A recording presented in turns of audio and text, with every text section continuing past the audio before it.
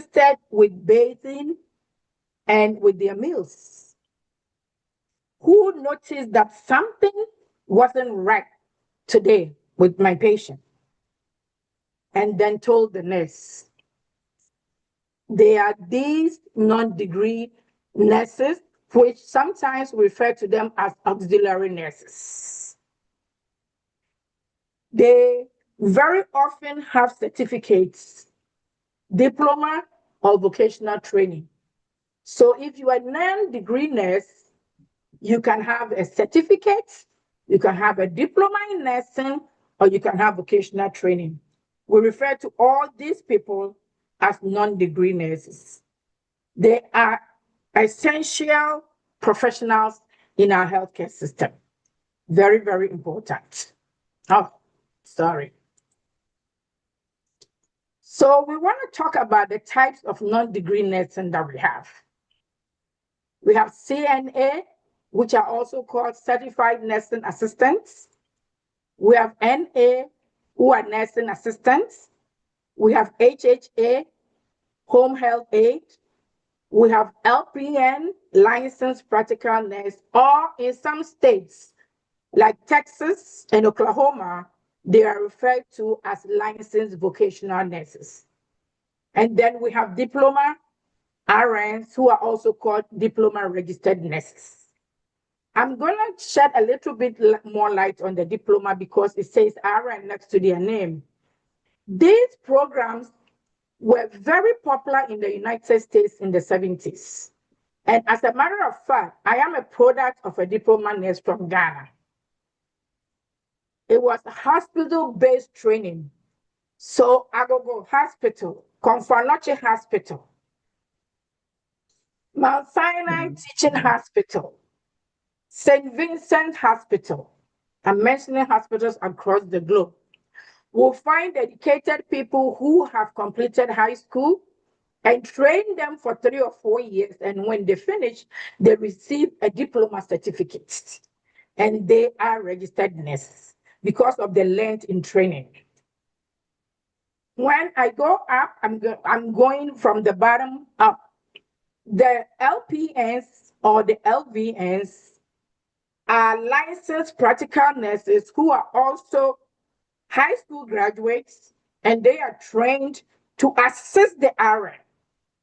The main difference is that LPNs usually do more training and teaching, like insulin administration, how to eat your meals, how to take your medicines that you've been prescribed to, what to look for in the side effects. The only thing they cannot do is to assess a patient, but they can report their findings to the RN, which could be the diploma prepared nurse or a degree nurse, if we are moving higher up, who has done 4 years or accelerated, and there's 4 different entries of degree nursing, and that's not what we are talking about today. The LPN and the LVN are the same people. They do exactly the same work. Home health aid usually receive a month to 10 weeks of training, how to take care of people, usually in their homes. When we come to nursing assistants, and people who have been trained also by the hospital to be assisting the nurses, like I said, getting patients out of bed, helping them with their meals, holding their hands when they are in pain, talking to them with dignity and care. But the nurse assistant in hospital base is not certified. The difference is that the nurses, the CNA, does a state board exam and will receive a certificate in the state that they are in.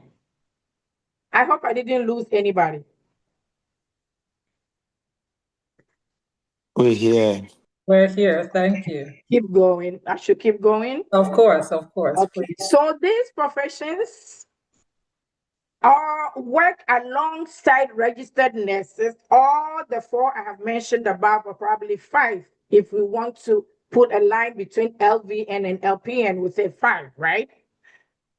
They work alongside registered nurses, physicians, therapists, and other healthcare professionals like speech language pathologists, physical therapy, occupational therapy, radiologists, and all these co-meanings, if you want to say. We all work together as a team.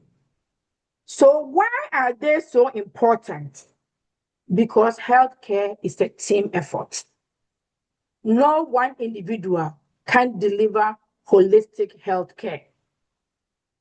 They have roles and responsibilities, which are controlled most of the time, first by the nurse who supervises them, or by the doctor or the PA. They also have roles by the states that they are registered in, how much they are allowed to do and what they cannot do. They assist with ADL, means activity of daily living. They help in observing the patient. They monitor and record, for instance, vital signs, daily weights, intake and outputs, a whole lot of things they monitor and they record it for the nurses. They also prevent infections and prevent falls. Falls is one of the key ones indicated in the federal government regulation for healthcare settings. If you admit a patient and they fall on your unit, insurance is not going to cover. The cost will come on the hospital. Also, skin breakdown. They prevent skin breakdown by turning our patients every 2 hours. Because if you are laying still and you generate, we call it pressure injury, they are not going to be paid, reimbursed by insurance. So all our LPS, LVNs, and some diploma nurses, CNAs, everything that I've mentioned, they put precautionary prevention measures in place and they are trained how to do this. So they help the patient not to have skin breakdown. If the patient didn't have a skin breakdown and they develop one, usually your nurses aides are the first people to tell you. I have nurses aides that I hold very close to my heart. Some of them have even retired, and I still keep in touch with them because they help make my work easier to prevent insurance problems. They make sure that we do infection control, hand washing, hand washing, hand washing. I can't say it enough. Putting on the right things before you enter a patient's room and coming out. How to discard isolation, how to treat infectious patients are technically monitored by these non-degree professionals that we work with in the healthcare team. They also support everybody on the unit. They support the patients, the doctors, the nurses, in any work you want to do. Some are even given specialized training to do some activities like venipuncture, drawing blood, doing finger stick, simple thing, heel sticks in pediatrics, because the hospital will train them and be liable if something happens. They also communicate and advocate for us and the patients. Some patients find it very difficult, or maybe a patient is talking today, tomorrow they are not talking. Usually your auxiliary nurse will tell you, oh, I asked him a question yesterday. How come he can't answer today?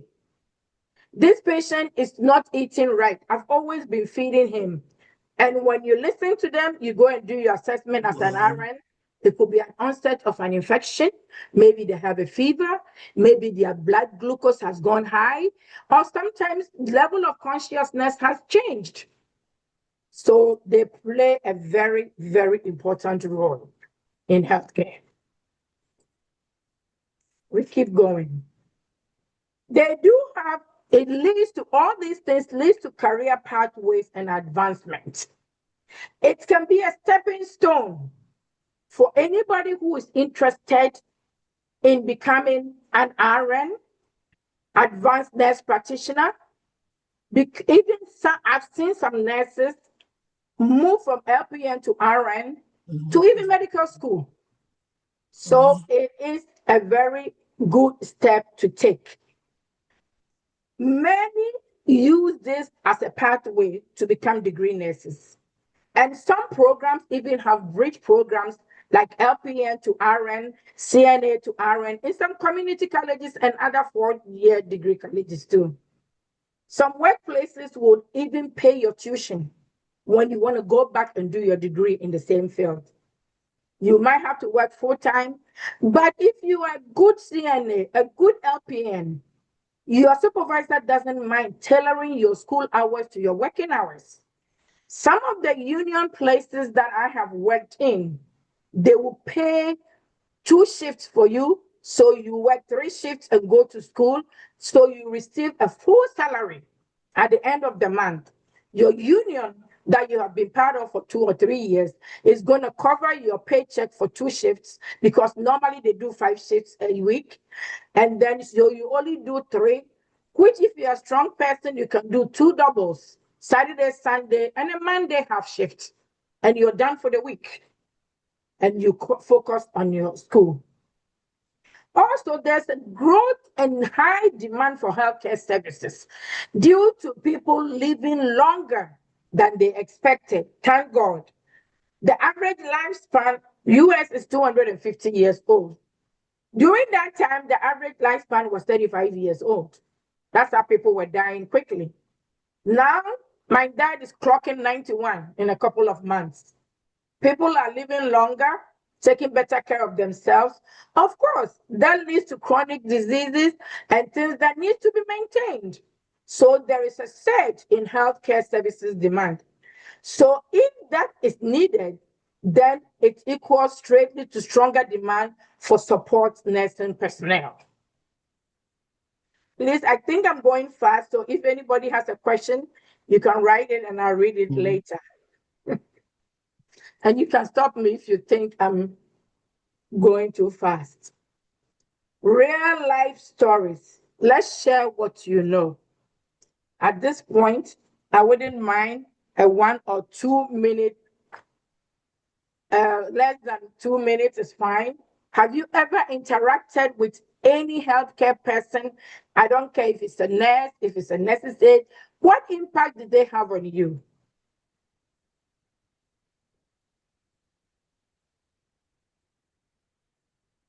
You're not hearing. I want to share.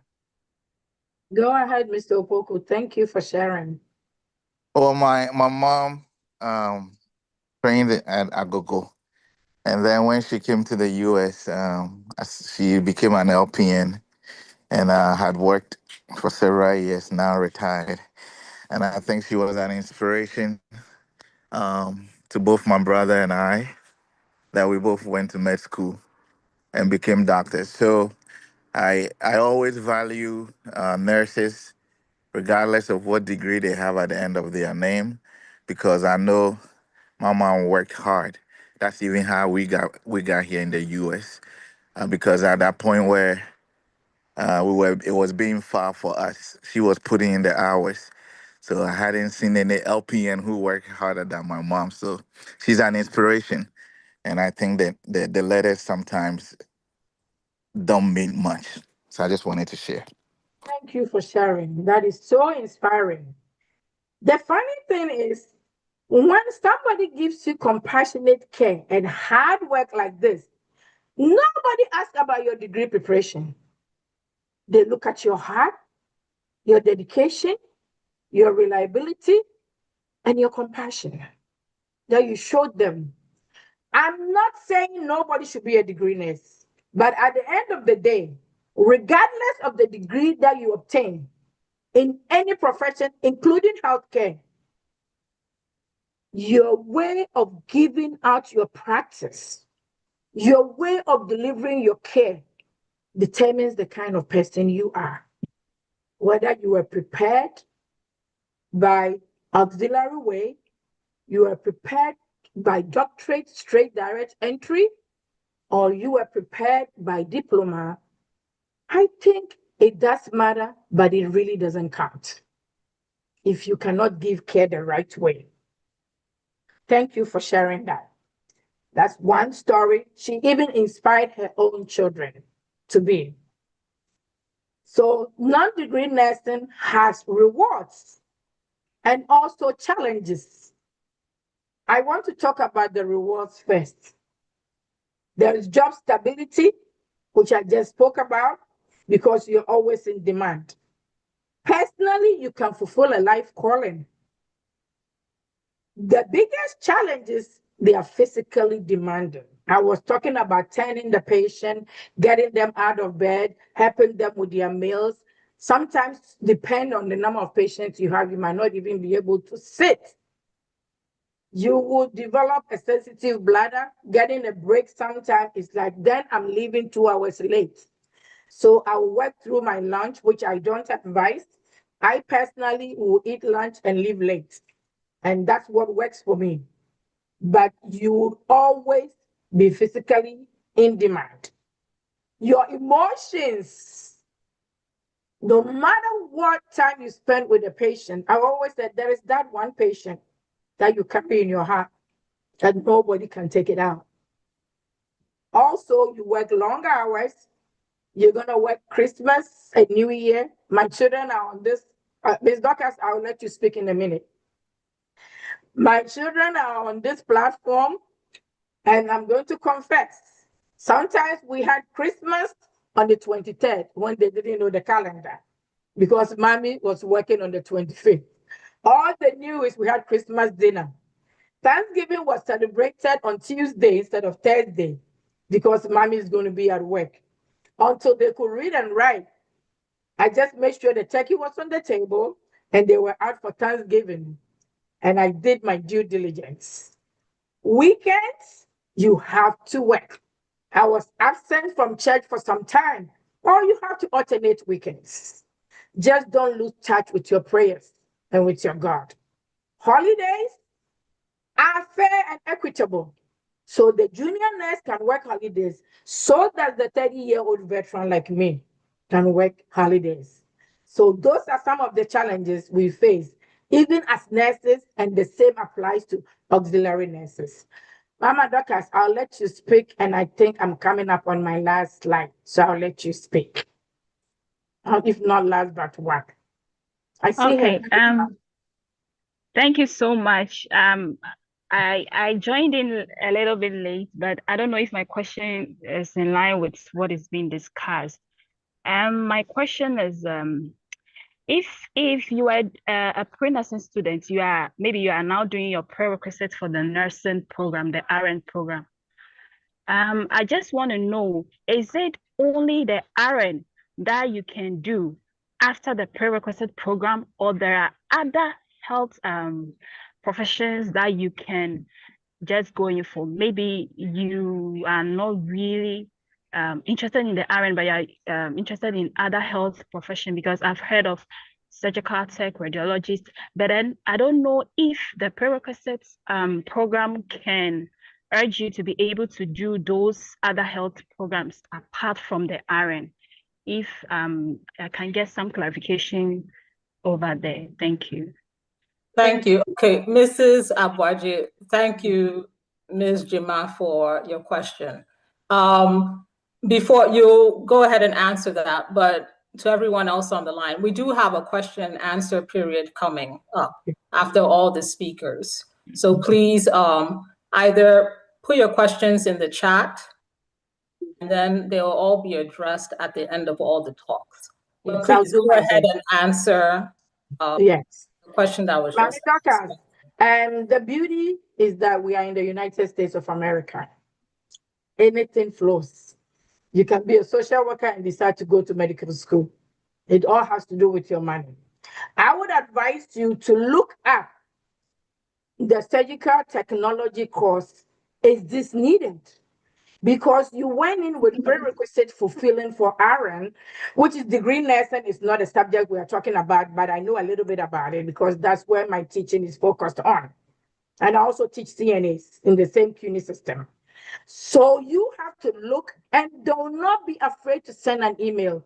Have you ever heard of the phrase, the squeaky wheels get the best oil? When it comes to education, I want everyone on this platform to be a squeaky wheel. Professors love students who make noise. I love them.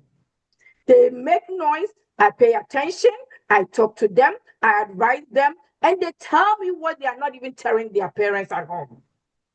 So pick up the phone, send the email, call somebody. This is what I'm doing towards nursing. I want to change my mind. Would this help me apply to the surgical technology? They might tell you, no, you've wasted your money. Just come right over and start. Or they might tell you some of them are going to be useful, some are not. I know things like infection control, like microbiology, is across the board because we want to prevent infection no matter what. Surgical technology, that is the cleanest field. We want complete asepsis. So they will let you know how microbiology will affect you. But at this point, put in an email, send the School of Admission notices, call them and ask them what you need to do. And because you are going to pay tuition, they will not gear you wrong. Thank you. Okay, thank you very much. You're welcome. Non-degree profession, this is some of the benefits. We as Christians, faith-based people, we are taught how to be compassionate. So no matter where you are, you can be a compassionate person. It's also something that the youth, if you're a high school person and you don't think you have enough funds to invest in a 4-year nursing degree course, you can start with auxiliary nursing. You can start as an LPN. Most LPN programs, they will let you do an entrance exam. It's actually math and English, which you pass. Or if you have a GED, they'll let you write an essay before you go. It's 10 months, maximum 12 months, you're done. When you finish your LPN, make sure you work in a hospital that has a union. They will pay for you to go and do your RN. And as Christians, we are called to serve others. If anybody can read Matthew 25:40, and the healthcare is not a profession, and I'm telling you today, it is a calling. You answer it well, and you'll be blessed. They call you to serve when you enter. And if you do the right thing, you will be blessed. Thank you for listening. Non-degree nursing professionals, this is the conclusion. I'm going to bring it to an end here because my colleagues need to present too. But save your questions.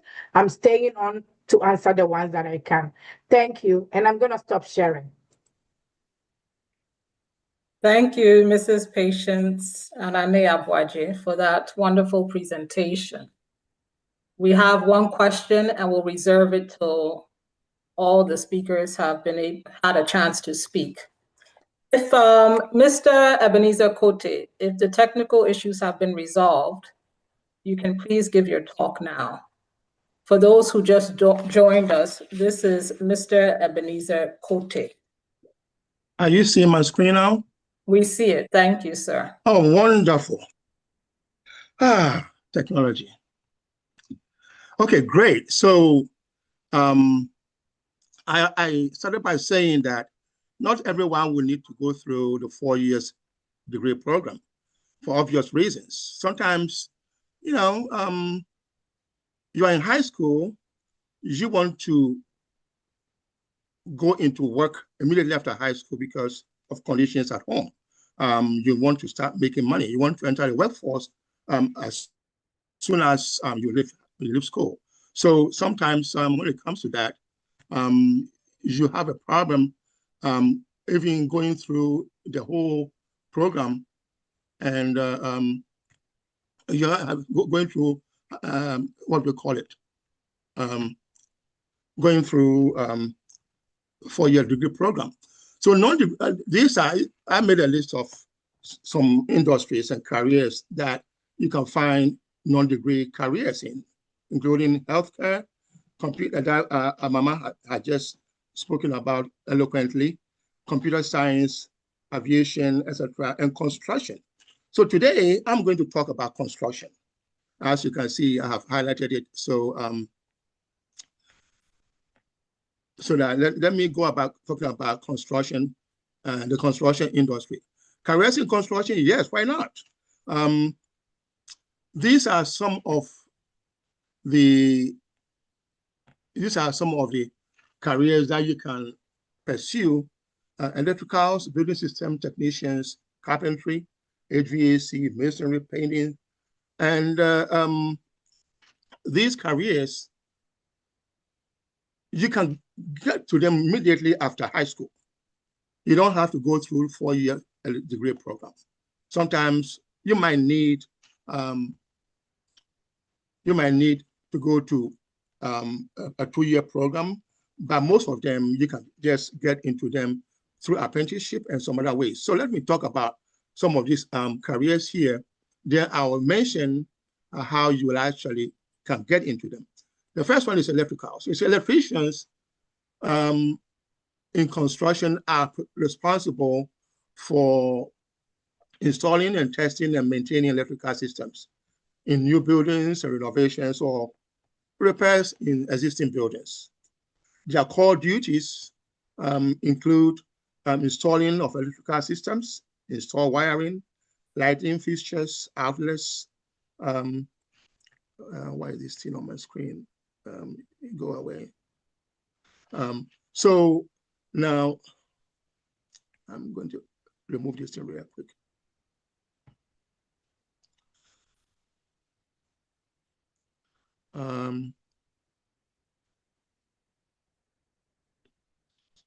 Okay, good. All right. Okay, so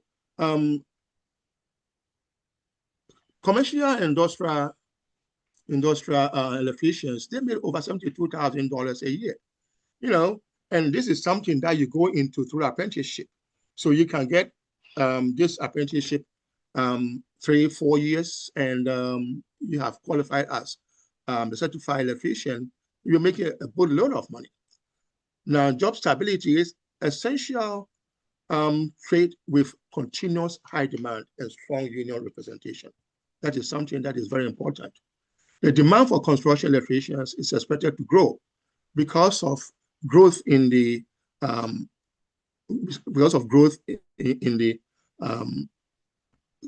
building industry. Construction projects are continually beginning to grow and growing all the time.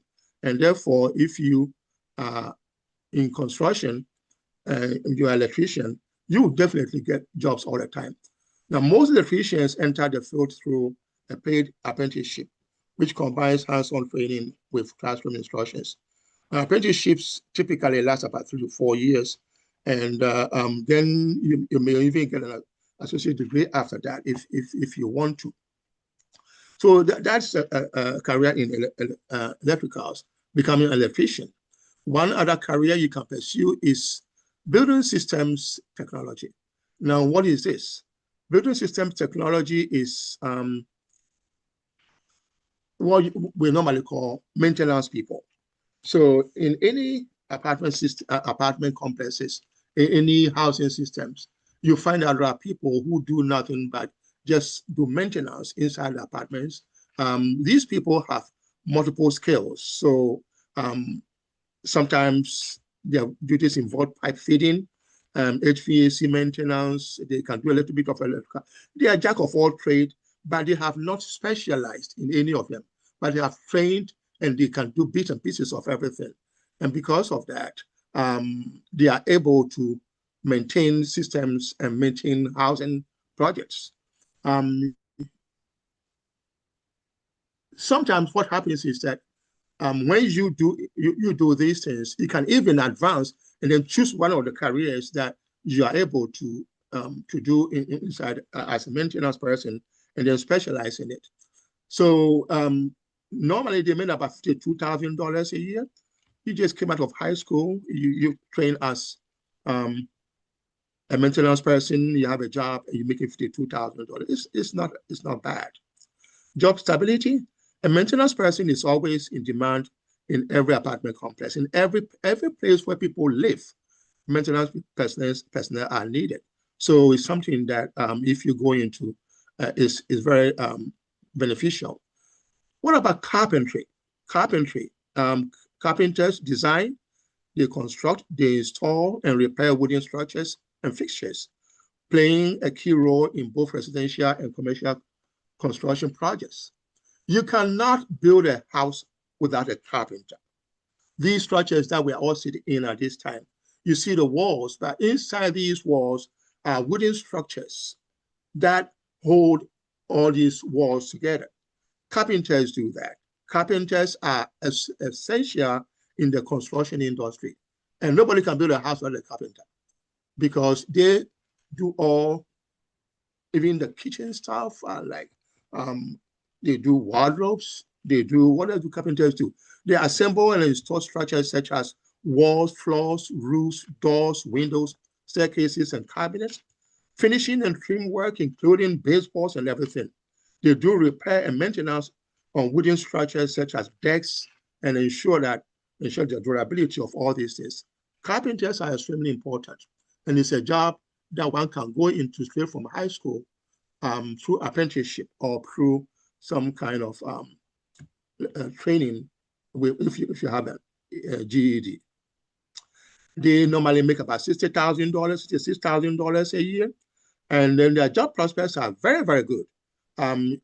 They are strongly sought by home builders, remodelers, commercial and remodeling companies are always looking for carpenters to work with. What else is there? We also know that masons, oh my goodness, they are extremely important people. Masons are extremely important people. They are responsible for constructing, repairing, and maintaining structures such as walls and floors, pavements, chimneys, and everything. Listen, before you build a house, you dig a foundation. And in this world, at least, maybe I don't know what will become in the future, but you need a foundation. And the foundation is made up of cement, sand, rocks, water mixed together, and that we call foundation. So what's going on here? Masons do that. Masons do that, and without a mason, you cannot build a house. You cannot build a house without a mason. I'm being signed out because I'm being signed out. It says I'm being signed out.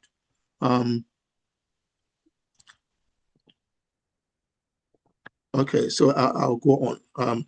Now let's talk about. Give me a minute. Let me see something. We're talking about. I was talking about masonry. Yes. This thing is covering my screen. I don't know why it's doing that. Okay, so masonry. Masons earn a lot of money. The national average for masons at this time is about $60,000. That is, all these salaries that I'm mentioning, they are starting salaries. They are starting incomes that people make when they finish course, they finish their projects. When they finish their apprenticeship. There's also HVAC mechanics. Now, heating, ventilation, and air conditioning mechanics, they are extremely important all over the country. You cannot actually live in a house where there's no heating or where there's no air conditioning. In these days, the past week where we have 100-degree plus temperatures, you need an HVAC mechanic. And these are people whose primary duties involve helping to install, maintain, and repair ventilation equipment and air conditioning units. They identify maintenance risk and determine electrical and mechanical issues with all these systems, and they fix them.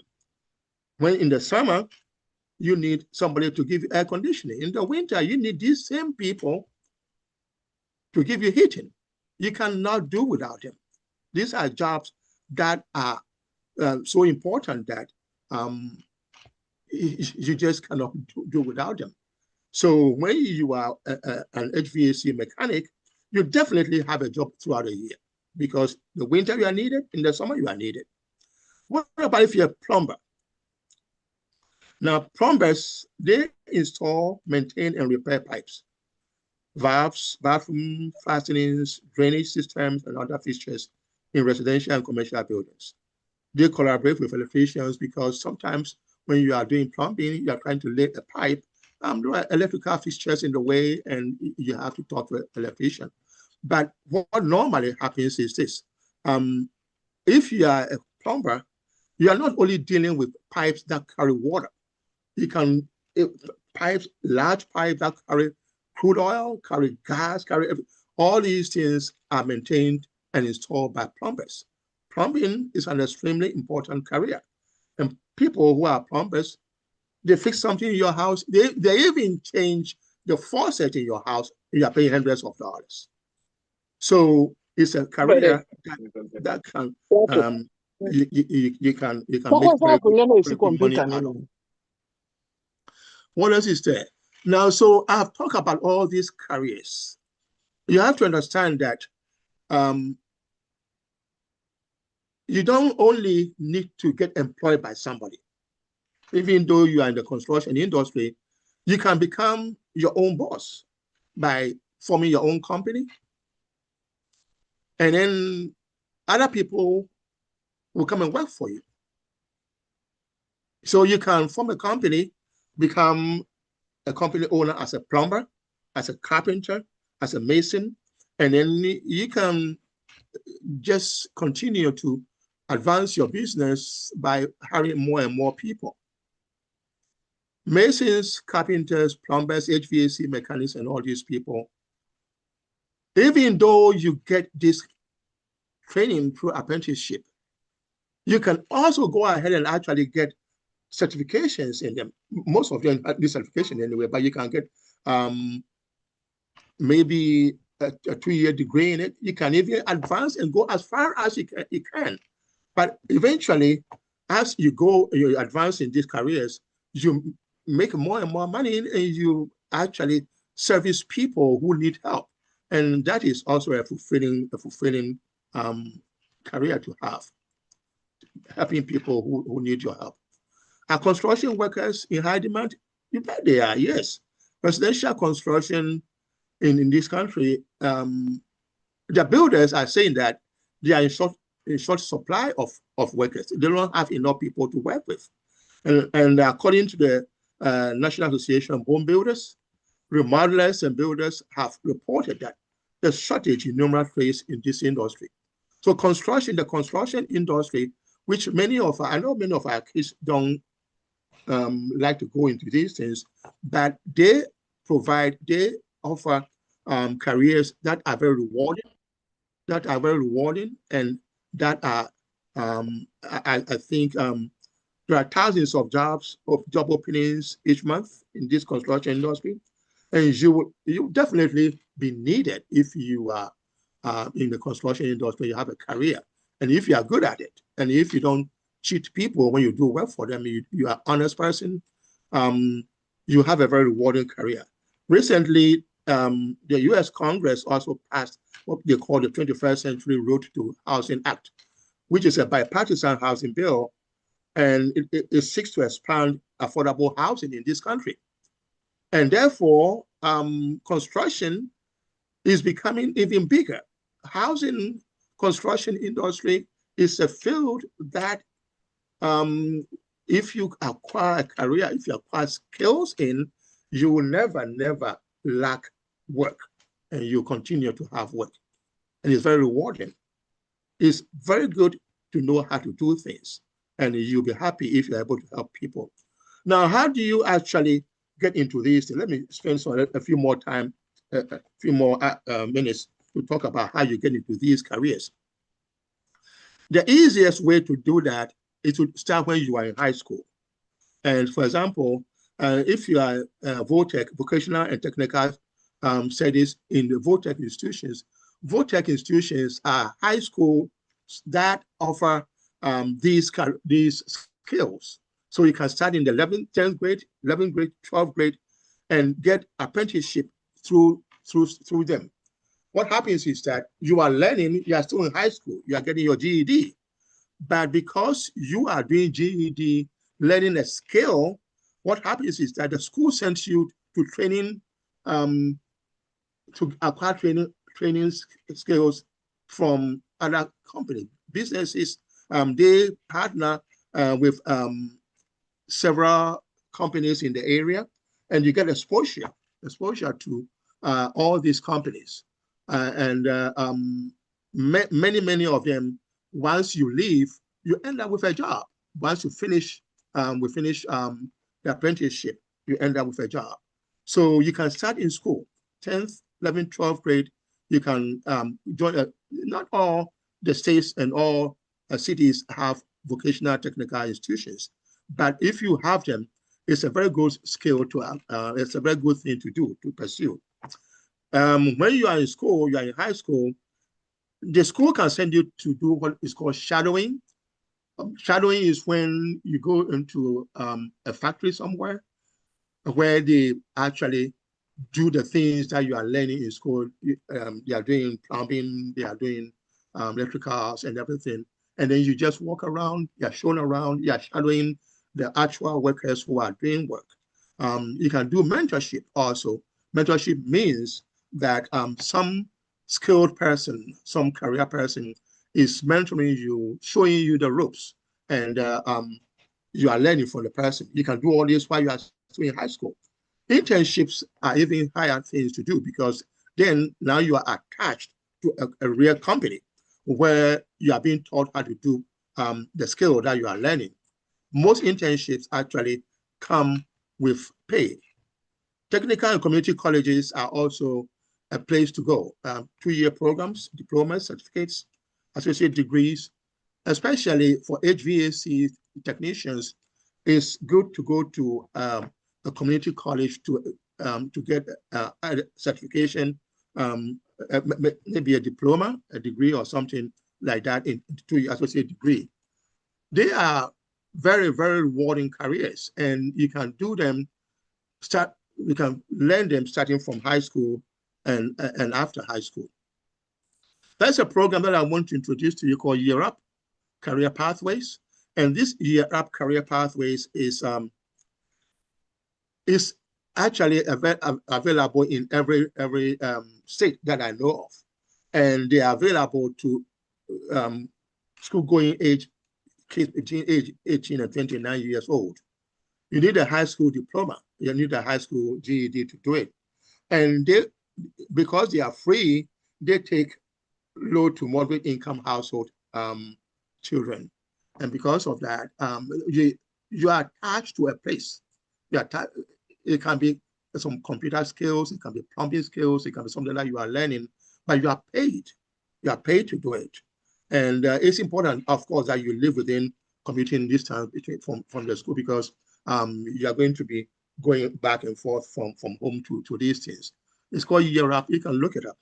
And finally, I want to talk about registered apprenticeship. In August, in about a month or so, when we have Education Week, the Washington, D.C. North District, we're going to focus our week entirely on apprenticeship. Because last year we talked about non-degree careers. This year, we are homing in on apprenticeship. And apprenticeship is something that you can earn all these skills from. You can learn all these skills from through apprenticeship. Here, if I want to talk about apprenticeship, it's going to take a long time. So I'm giving you some websites that you can check out. And many of these websites, in fact, both of them, it might end up at your state's Department of Labor, where you get information, and then you tell them what career you want to pursue, and then they can put you through a career, sometimes, most of the time, through a company that practices what you, but the government will fund it. The government will fund it. So there are ways to get skills, to get careers that you don't have to pay for. And these two pages that I've put here, if you pursue them, there are some of the areas where you can go get some skills. That's all I want to say for today. Thank you. Any God questions? bless you, Mr. Cote. This is excellent information that we're receiving in this program today. Thank you so very much. Okay, thank Excellent you. information. Those of you who haven't invited anyone yet, please do so. This is valuable information, especially for our young ones. Mr. Cote, please, if you're able, if you can put those links in the chat, that would be helpful. Yes. For those who would like to jot it down. Okay. Thank you. All right. God bless you. We'll reserve the questions to the end. I see what Mrs. Patience Anane Abwaji has been doing. She's been answering questions as they come along. Those of you with questions, you can even put it in the chat. And if the speakers have chance, they can answer. And we will try to also address them at the end of the program. Thank you. We're going to move on now to the third talk. It's titled IT and AI-led programs. AI. The speaker for this talk is Ms. Efwa Asantewa Asante, and I'm going to give you a bit about her. Ms. Efwa Asantewa Asante is a cybersecurity professional, entrepreneur, researcher, and emerging academic. She holds graduate degrees in management, information systems, and cybersecurity from Grand Valley State University. Efwa is also an entrepreneur, as I mentioned, who founded and managed a home tuition center. She is also the founder of SafeTricks, a cybersecurity awareness initiative focused on educating individuals, students, and small businesses on cybersecurity, digital hygiene, and online risk prevention. Her research focuses on artificial intelligence for cybersecurity, particularly explainable intrusion detection systems using Bayesian reasoning and agentic AI to improve trust and transparency in threat detection. Efwa inspires to become a leading cybersecurity researcher, educator, and innovator, advancing secure, ethical, and human-centered digital systems. So without further ado, we invite Ms. Efwa Asante. Please give us the talk on IT and AI-led systems. Thank you. Thank you so much. Thank you. Good evening, everyone. I hope I can be heard clearly. I hear you. Thank you. Yes, Okay, please. perfect. Thank you so much, Madam Chairperson.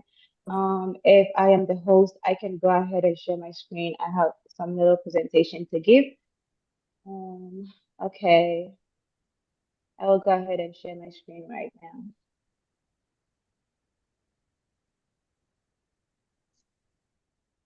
Okay.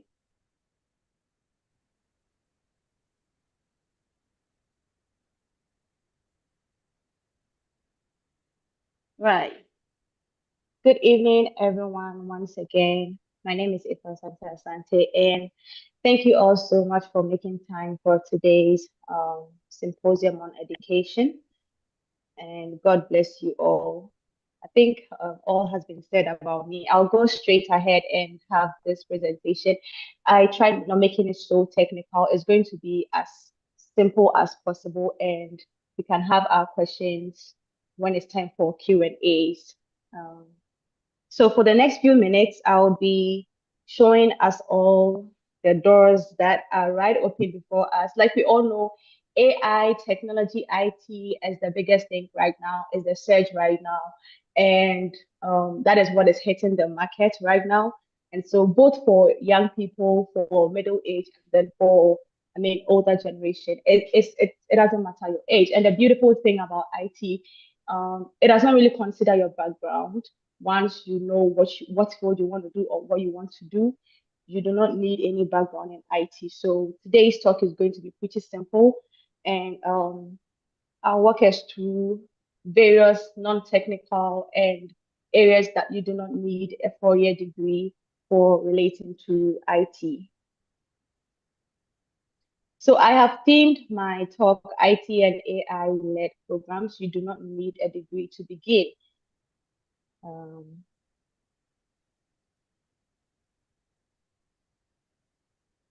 Okay, perfect. And so these are the things we're going to be covering for today. The big shift, right? What has changed in how employers hire, and the pathways, that's the actual careers and programs available in our generation right now, even without a degree, and the roadmap. Sorry, Afua, it looks like your Papa, video is gone. I don't know if you wanted to see. your video. Oh, yes. So, Yeah. oh, sure. Sorry. Thank you for drawing my attention. Okay. Yes. It was, oh, thank you, Papa. So like I was saying, the third thing we'll be looking at is the roadmap, a very simple and practical plan for beginner to employed to a pro. And then finally would also look into our theme, sustainability and prospects, how we can stay relevant and where these parts of IT and AI can take us. Let's consider the biggest thing right now, the degree myth versus today's reality. What is happening today? And let's start by clearing some myth, right? So things some of us knew when we were growing up. You must have a 4-year degree in order to work in any tech field or in any tech company. IT and AI are only for the younger generation and also people who are computer or tech pros or people who are computer geniuses. And without a degree, without a degree, you can't build a real career, and then it doesn't matter your age. If you are old, you cannot, thrive in the field of tech. So these are all myths that I want us to talk about and I want us to clear. But in all honesty, today's reality, what are employees, the biggest question we should ask ourselves, what are employees looking out for? What are employees, increasingly asking? The biggest question, what can you do? What skills do you have? What are your experiences? And it goes way beyond degree, it goes way beyond 4 years in classroom. So it's not even about what did you study in school. It's about what is your portfolio, what hands-on trainings have you worked on, what skills in IT or AI have you built over the period, what platforms do you utilize, which is not really about a degree.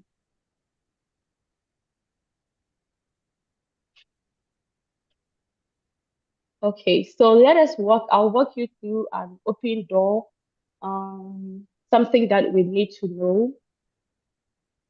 So why technology and why now? Why is it so important? Everywhere we pass, people are talking about technology. It's in high demand in our schools, hospitals, courtrooms, health. It's really the biggest thing. I think recently there is something coming up, technology plus X, and the X represents every or any other field aside technology. So it can be health, it can be engineering, it can be anything at all. So researchers have really, come to appreciate the importance of All right, AI. time to go to bed. Sorry, researchers have really come to appreciate the importance of AI Why? and tech in our various institutions and in our various everyday to-day life activities, right? So technology runs everywhere. We need people to build something. We need people to secure something. We need people to support it, to maintain it, and all that kind of thing. And all these things are really possible. All these things are possible without a degree. And that's the beauty of technology. There are many avenues and platforms, certification, trainings, boot camps, etc., that you do not need a degree to, get engaged or get involved. And the beauty of AI and technology, you can work anywhere. Many tech roles are remote friendly, as we all know. So you can actually, and it's actually international as well. You can work from Ghana working in a US tech company and vice versa. You can be out of state and be working in a different company in another state and vice versa. So that's the beauty of technology and what it's doing currently.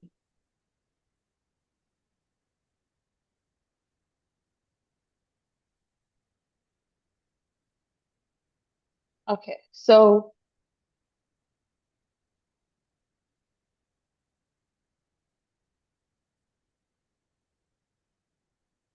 sorry. It looks like my screen has stopped sharing. Can you please see my screen? think it's gone. It's Yeah, gone. Yeah, the I slides. noticed it. So sorry. I'm going to activate it again.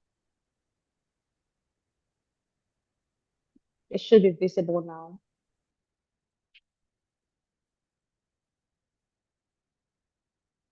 Okay, perfect. So, like I was saying, 4 non-degree doors into tech. Now, let's define what we mean by IT and AI-led programs, right? So, basically, these are structured learning pathways outside the university system that take you from beginner or, from beginner to employable or to, the top. So, there are 4 main doors when we talk about tech. And the first biggest thing or the first biggest one is professional certification or professional certificates. What are those? So these are short focus programs from major technology companies. We have like certificational bodies like ISACA, ISC, AWS, Azure. All these are certificational bodies that you can take different IT and AI courses from. You do not need 4 years to complete these programs. These are usually short pace, 2 months, some span to like 4 months, some span to like 6 months. And majority of these things are self-paced, self-learning.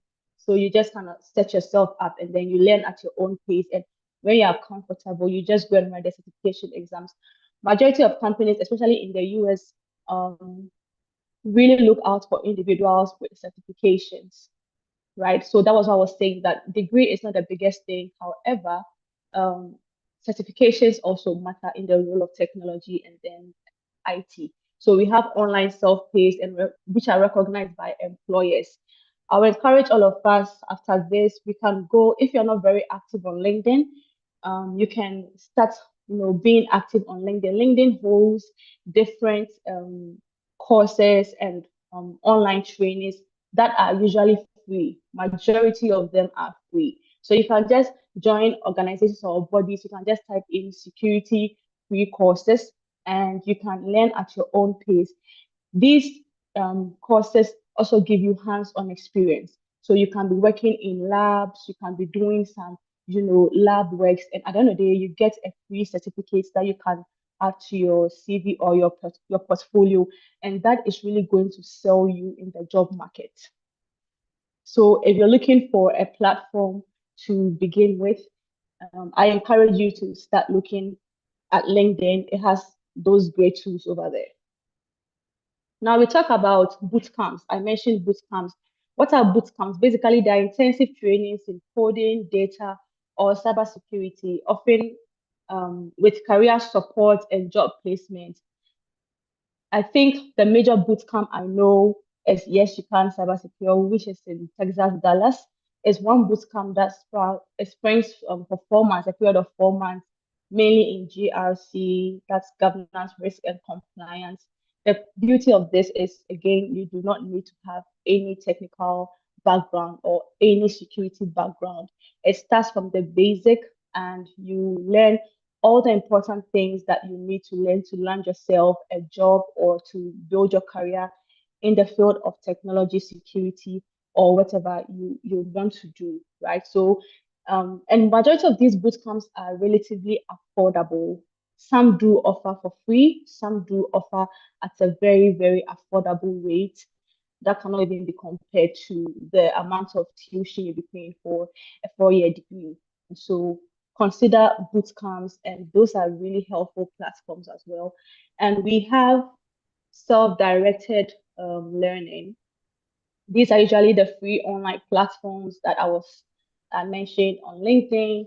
It will be video courses. Coursera do. If you've ever heard of Coursera, you can actually, find free security or AI courses in Coursera and take them for free. At the end of the day, you get your certificate, and that also adds to your portfolio.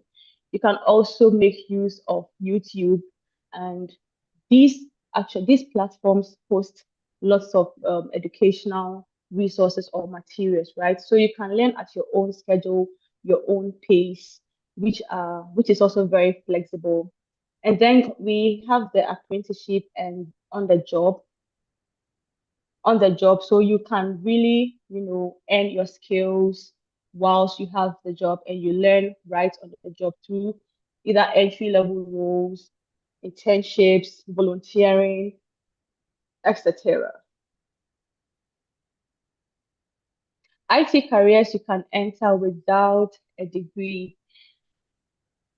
I'll talk about the AI bit of it as we move further, but again, the beauty about IT is not static, it's really wide.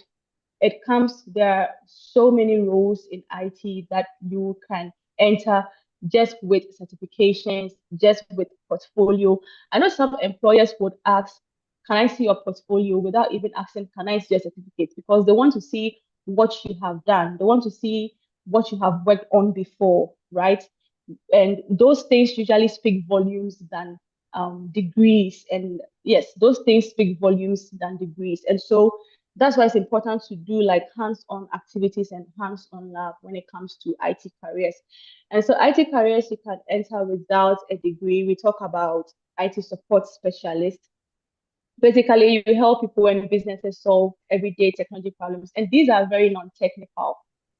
I mentioned you do not need any IT background to be an IT support specialist. They are very, very non-technical.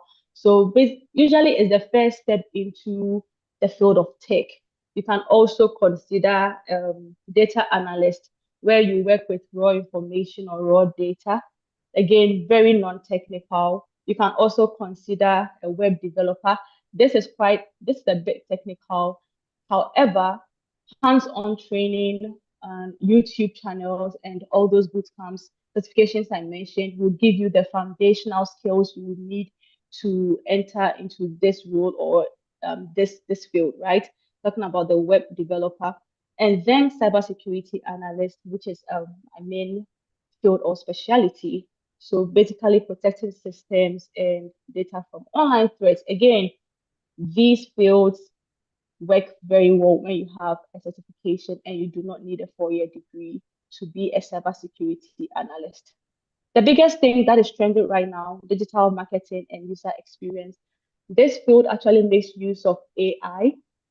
So if you are a social media person or if you are active on social media, you realize that there's this trend where people become like brand ambassadors for organizations, for products, for services, and all those kind of things.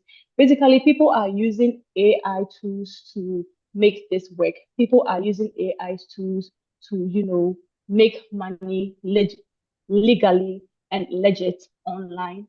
There are so many AI courses on Instagram. Again, I'm going to refer to LinkedIn. There are so many free AI courses. I have listed a couple in the slides below, and I don't mind sharing in the chat. That will give you, skills on how to prompt some AI tools. We use them every day, Claude, Gemini, ChatGPT, to, create brands for some products or some services. And people are doing that as a full-time job, just working with AI, and it's working for them. Again, without any degree, you can make this work for you and you can make this happen. Back to the AI wave. What is the biggest thing that is happening right now? Now, the AI wave, it's very remarkable, right? So AI, like I mentioned before, has created brand new kinds of work for basically everyone, irrespective of your age or your background or where you find yourself, where you do not need any university degree, right? So everyone in these roles started from, like I mentioned, courses, practice. Now, about technology, you have to have a skill. You'd have to know something practical. You have to have hands-on, right? And so, and you have to be curious as well. Make mistakes, learn from your mistakes, and keep going. That's how it works in the field of technology. Just be playing around with the ideas and then the tools, right? And this has really landed people lots of work and lots of job. When we talk about prompts, We have like AI prompts, right? So we have something we call prompt engineers. So what these people do, craft instructions that make the AI tools like ChatGPT and then Claude, produce excellent responses. Now people don't even write emails anymore. They put it in prompts. I mean, they put it in these AI tools with amazing prompts, and then they pull out the emails for them. People don't even create stuff anymore. They put the prompts in these AI tools and it creates amazing things for them. If you find yourself interested in such area, you can actually start by creating, a platform where and if you find yourself that you are good in this area as well, you can create a platform where you educate or you teach young people how to use AI prompts. And again, you do not even have a degree, but just making use of these available resources can land you, a more sustainable career path. So where you do not even need any coding, like I mentioned, AI you do not need any code to get it working or to automate it or to automate businesses. Most of these are AI powered, and all you need to do is put in your great prompts or prompts. Some AIs even structure the prompts for you. If you're not really getting the prompts right, they do structure the prompts for you, and then they produce excellent results. Yeah. So, however, this is the key insights I would love you all, or I would love for us to remember. And if not for anything, I would not want us to forget this thing that AI, like I mentioned in my blue, space, AI will not replace you. But however, a person using AI might. AI facilitates work and make it much easier. And so people do, take advantage of it and leverage it to make life easier and to make money. And so AI literacy is the new digital literacy. And then for me, I always encourage people to explore AI works because that is the new digital literacy and it's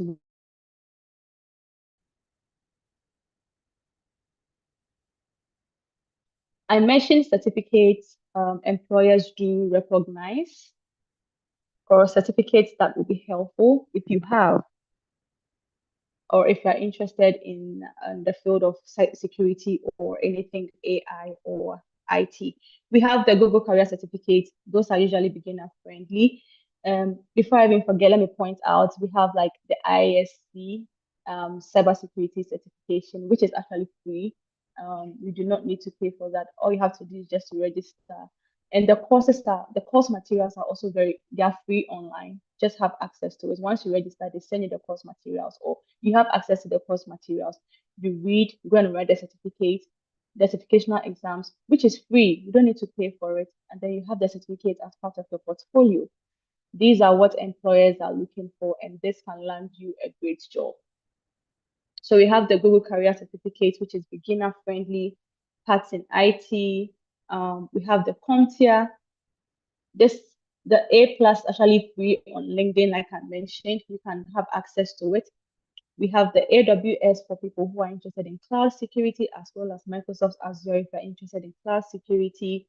And we have like the applied AI and data programs designed for newcomers or people who are new in the space of IT.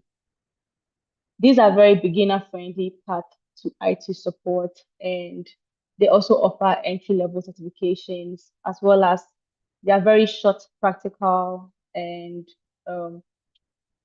that can be used very well in any career relating to AI or tech.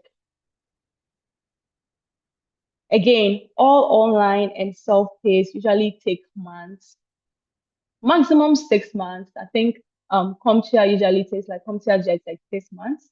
Majority of them 2-3 months. You should be done with your certification. You have your certificate and you are top notch. You saw yourself so well, and then you are very, very, expensive on the job market.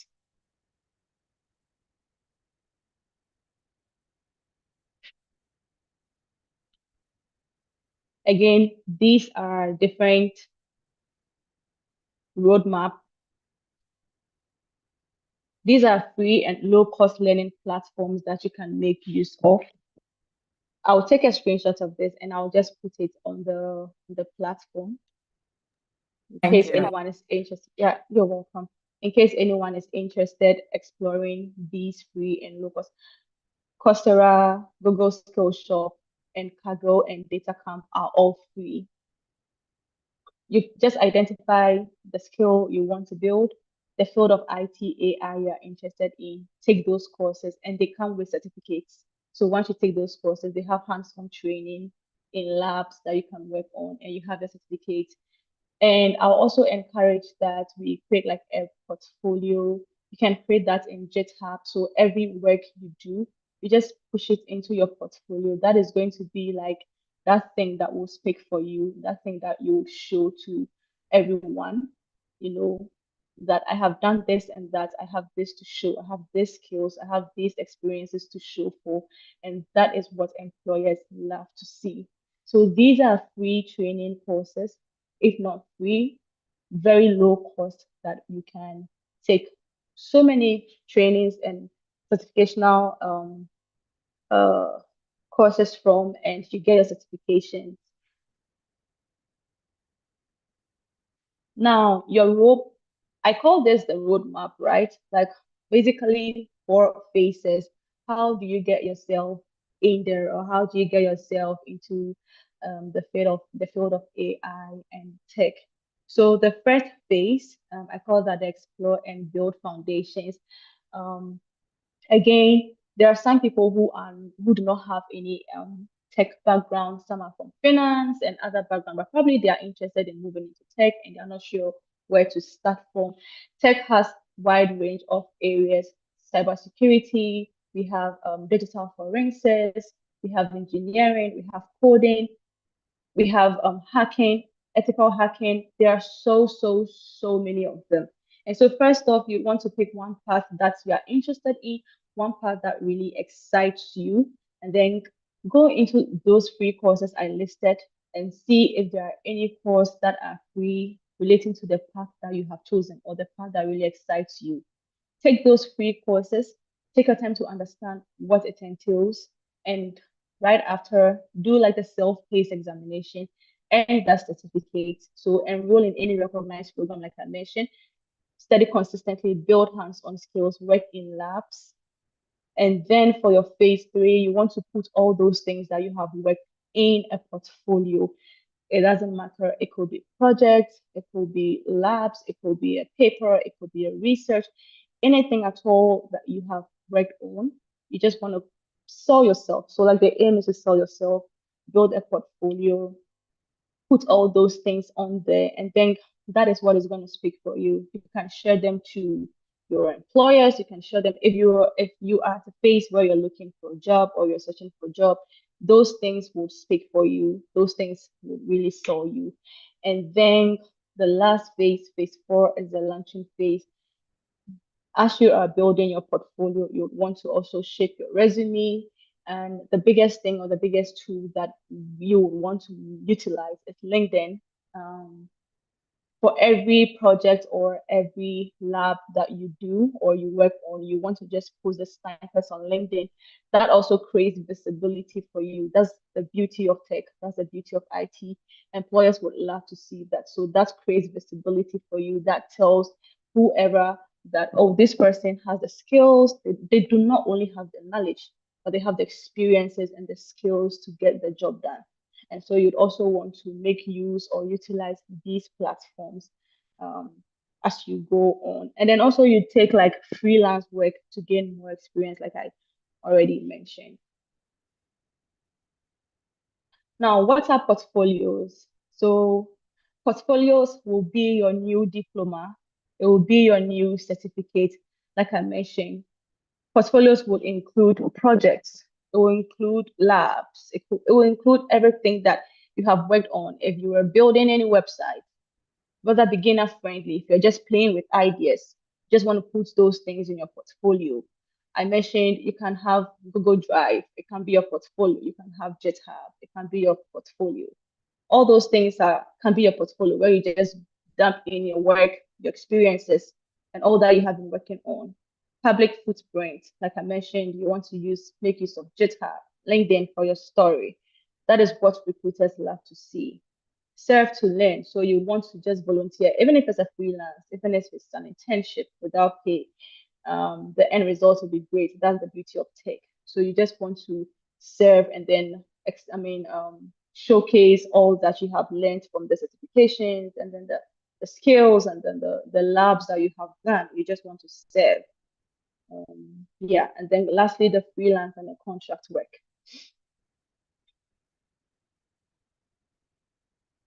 In the field of tech, you would want to really consider staying relevant because tech is fast moving.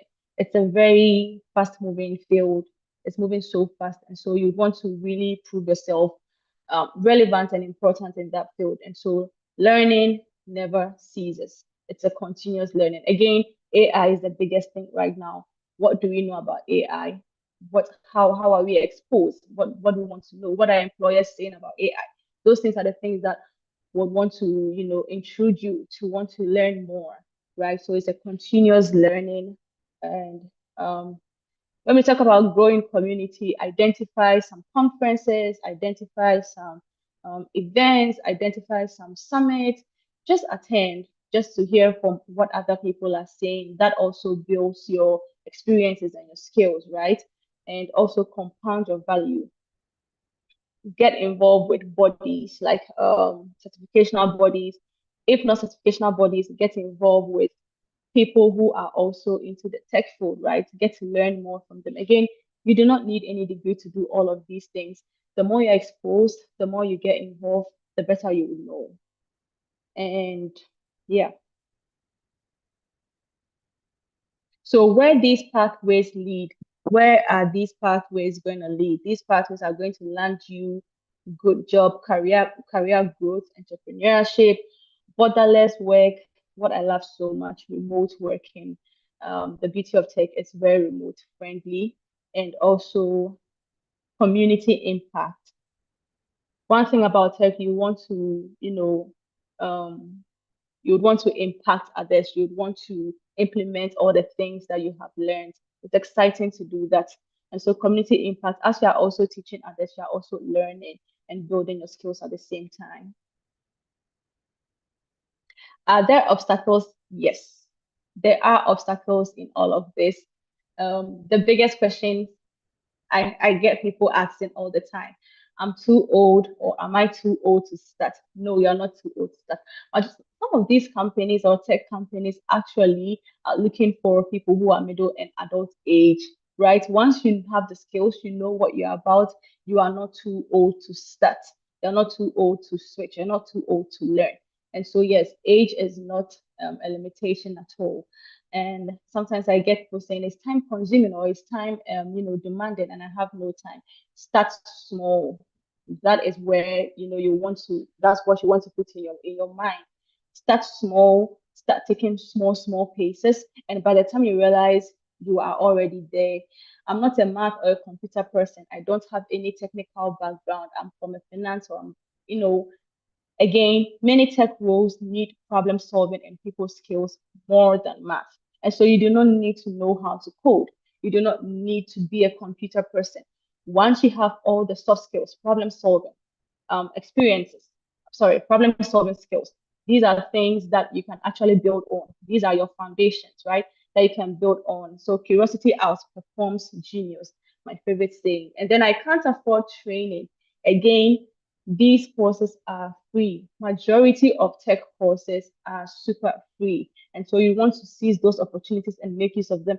Free boot camps, free code campaign, Microsoft Office, I think free. It's a whole, it's a whole playlist of free courses from Microsoft that you can actually make use of.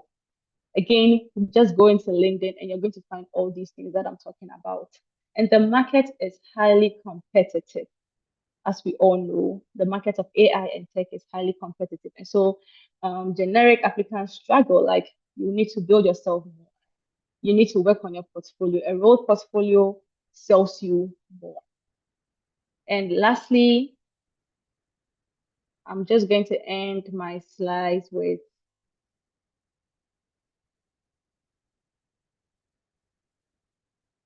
Again, I stopped sharing my screen.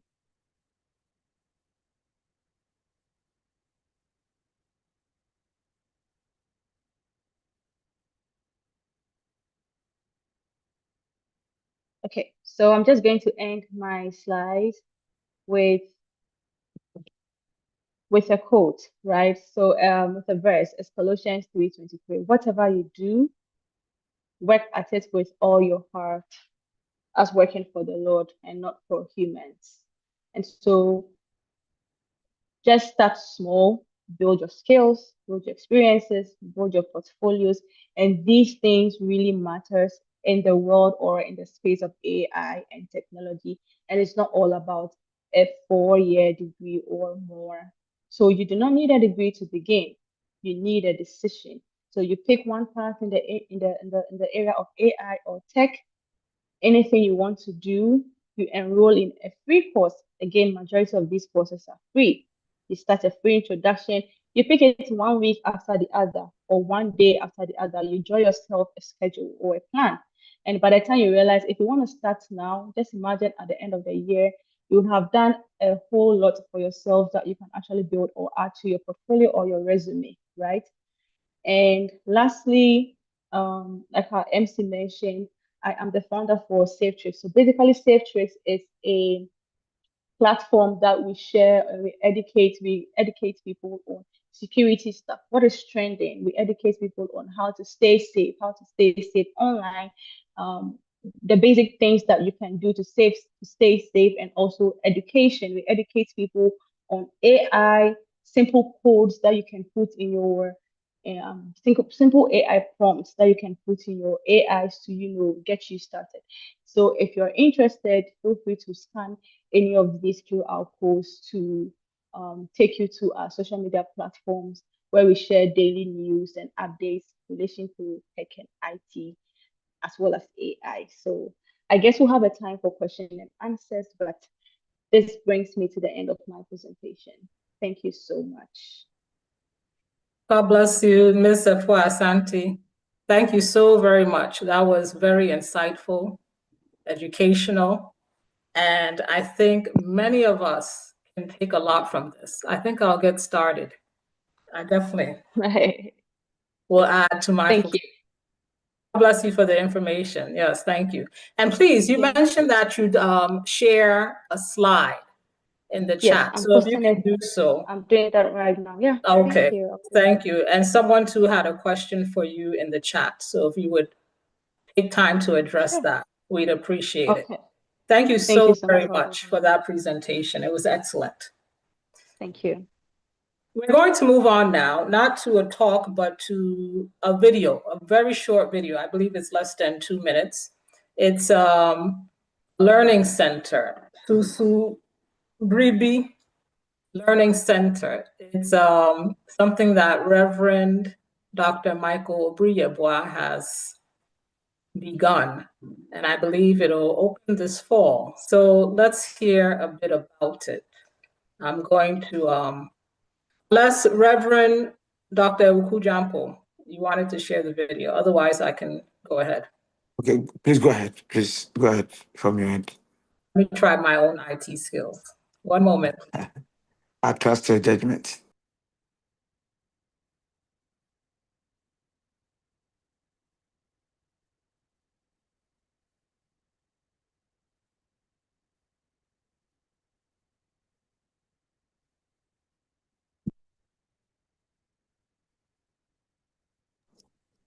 There you go.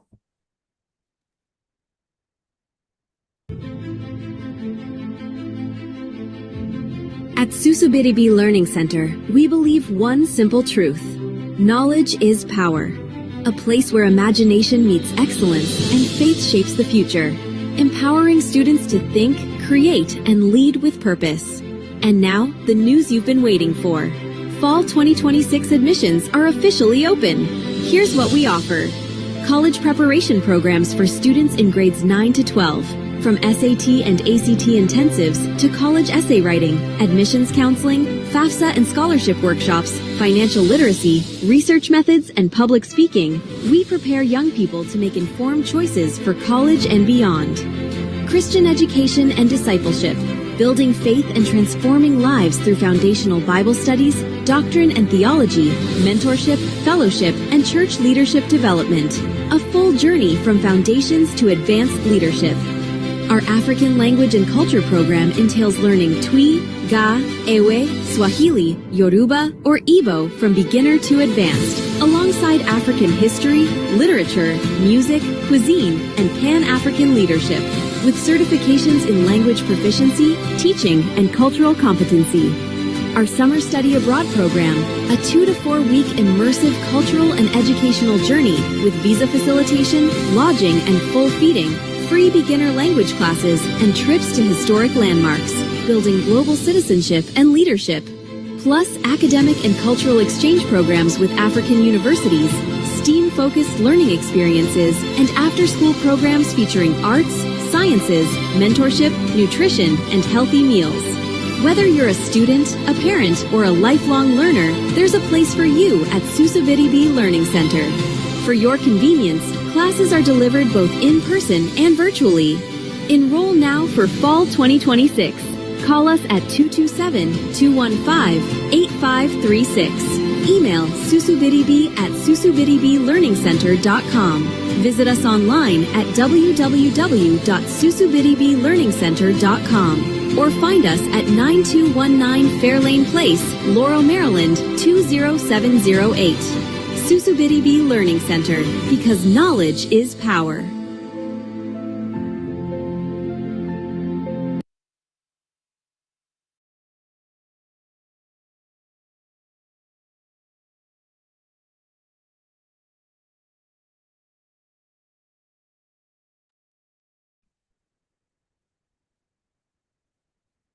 Thank you, Reverend Dr. Obrieboa.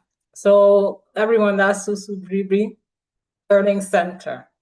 We'll hear more about it a bit later. Thank you. We're going to move on to our next talk. This is talk number 4, coming from Mr. Khomeini Short. The talk is titled Pilot Training Programs. Pilot Training Programs. I'll speak a bit about Mr. Khomeini Short. He also goes by Manny. He's a former Air Force pilot, community leader, and passionate advocate for education and family growth. He was born in St. Vincent and the Grenadines and raised in East Orange and Newark, New Jersey. He graduated from the United States Air Force Academy and built a career in both military and commercial aviation. Now living in the DMV, Manny continues to serve others through volunteering, mentorship, and community leadership, including service in the church's Cuisine Fellowship earlier this year. He has also worked as a substitute teacher, was named Public School Father of the Year twice, and is currently leading a 2.5-week trip to Puerto Rico for 4 families and 8 children, with the goal of building lasting bonds and meaningful memories. Having first come to the church through a neighbor's invitation, he is grateful for the opportunity to now give back to the same community. We're also grateful to have you here, Mr. Manny. So please, the floor is yours. Again, he'll speak on pilot training programs. Please go ahead. You're most welcome. Thank you. Thank you all so much. Can you guys hear me? We can hear you. Thank you. Awesome. First, I want to thank you. It's hard to follow these distinguished speakers. I'm not that great of a speaker, so you guys please bear with me. Also, I think I hear the kids coming back into the house now. So they went to the movies, but they're back now. So we may get some interruptions, but please bear with me for those. I also want to thank the entire committee here for trusting me to be part of this great program, and hope what I say can be helpful. So with that being said, I want to touch a little bit on aviation part of this program. So let me see if I can share my screen and I'll begin my my presentation. Yep. Share.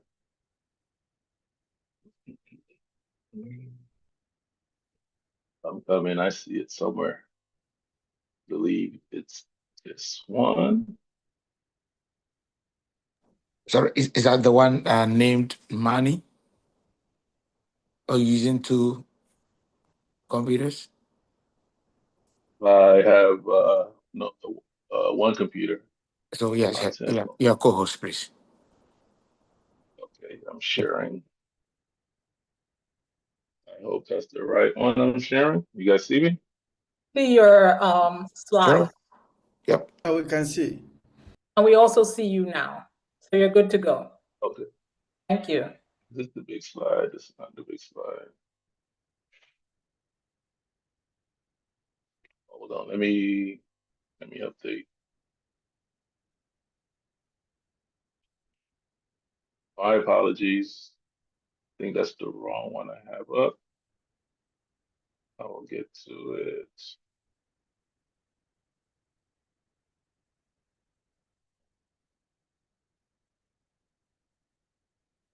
I'm coming. I'm coming. It's okay.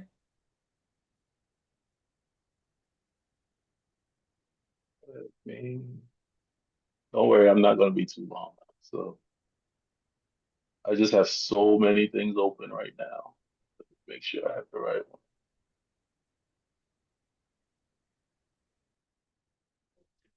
Anyway, I think that might be it. So let's go.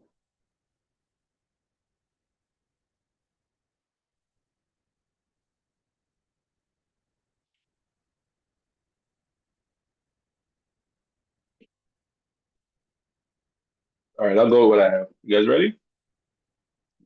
Yes, please. Yep.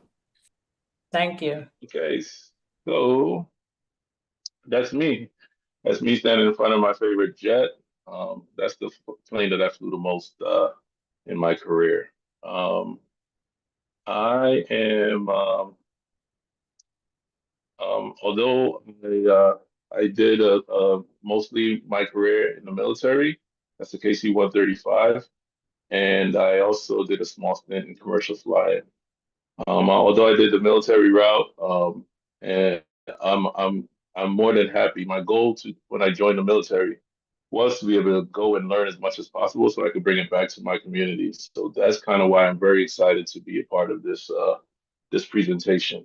So that someone who might not have known about that might not have known some of the things that I didn't know, I could share that information with them. So the big question is, do I need a 4-year degree to be a professional pilot? The answer is no. Basically, the government has rules that you need, but that's not. But a diploma isn't one of those. Apologize. Sorry about that. Um, so the big picture here is the rules versus the reference. So the FAA doesn't require a degree. But it does require different levels that you plan on actually flying. There are different licenses certificates for that. So that's the main requirement in order to fly. Now the difference, what happens is major airlines, they have different preferences. And so in the past, a degree was definitely necessary because there was more jobs. There were more people wanting to be pilots than there were jobs available. Now it's turned a little bit, and there's a high demand for pilots, and there are more jobs now than there are pilots available. So because of that, the emphasis on degrees is not where it used to be. Let's say go back 10 years ago. Right now, they're trying to fill as many slots as they can, but the qualifications to become a pilot is the barrier. Uh, so I'm going to start off with just sharing some of the different ways you can be a pilot in our system. The first one is like as a regional airline pilot. So you see those pilots in even in the airports, but they normally fly. If you get on one of the smaller airplanes and you're going from, let's say, Pennsylvania to Ohio, and it's a smaller airplane. It's normally, even though it might say Delta or United or something like that, it's normally flown by a regional pilot. And so they normally, those companies at this point don't require a degree. Now, like I said before, degrees are helpful. They make you more stand out, against other candidates, but that's a great a job that one can get. It's very prestigious um, without having a degree.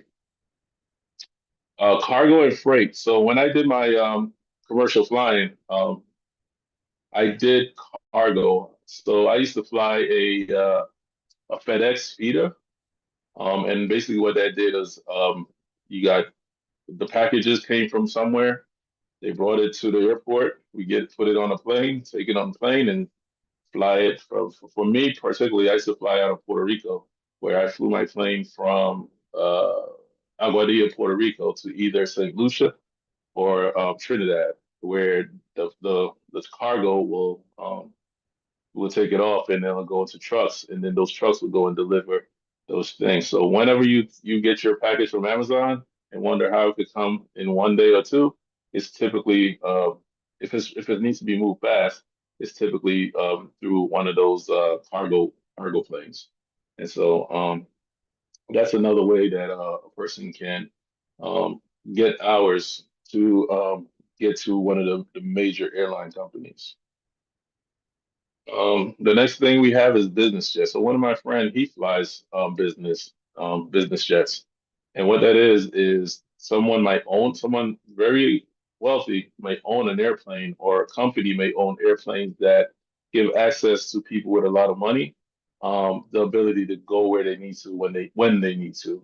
Typically, what he does is he's on call for about 2 weeks at a time, and he's off for the next 2 weeks. And so when he's on call, he's basically waiting for if that person needs to go to a business meeting or just needs to go play golf in ski in Colorado. They call them up, get ready, and they fly out to Colorado. So that's typically if you fly for business jets, that's the type of job that you would do. This other way is as a flight instructor. Now, this is probably the way that most people who become pilots they do it. I'm going to walk you through how you start to where you become to this point a little bit later. But this is typically what most people do, and this is a flight instructor. And so once you earn your requisite licenses, you get to a point where now you're training other people to fly. And the big number we're going to come to a little bit later is 1,500 hours. And so once you have that license, then you're trying every time you see somebody flying, you gain another 1 or 2 hours, or maybe 3 hours.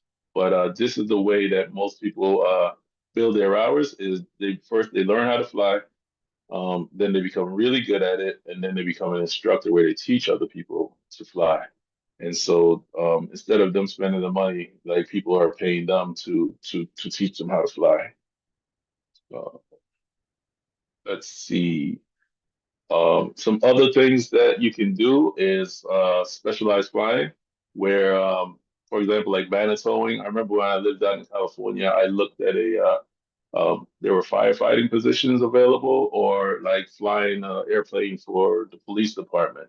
There are a bunch of different government organizations that have a lot of organizations have airplanes, and they are all looking for pilots because, like I said, the demand is so high that as someone gains someone gains um, the requirements for a different position, that they may leave that other position, which leaves an open space for other people. So right now there are a lot of demands for pilots.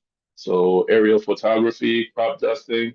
Um, Crop dusting, when I was learning to fly, I didn't know anything about that, but it's typically folks that live out in the Midwest, folks that live around like farms, where they use an airplane to go and I guess spray whatever things need to be sprayed on the farms. And but doing that, you're still gaining flight hours.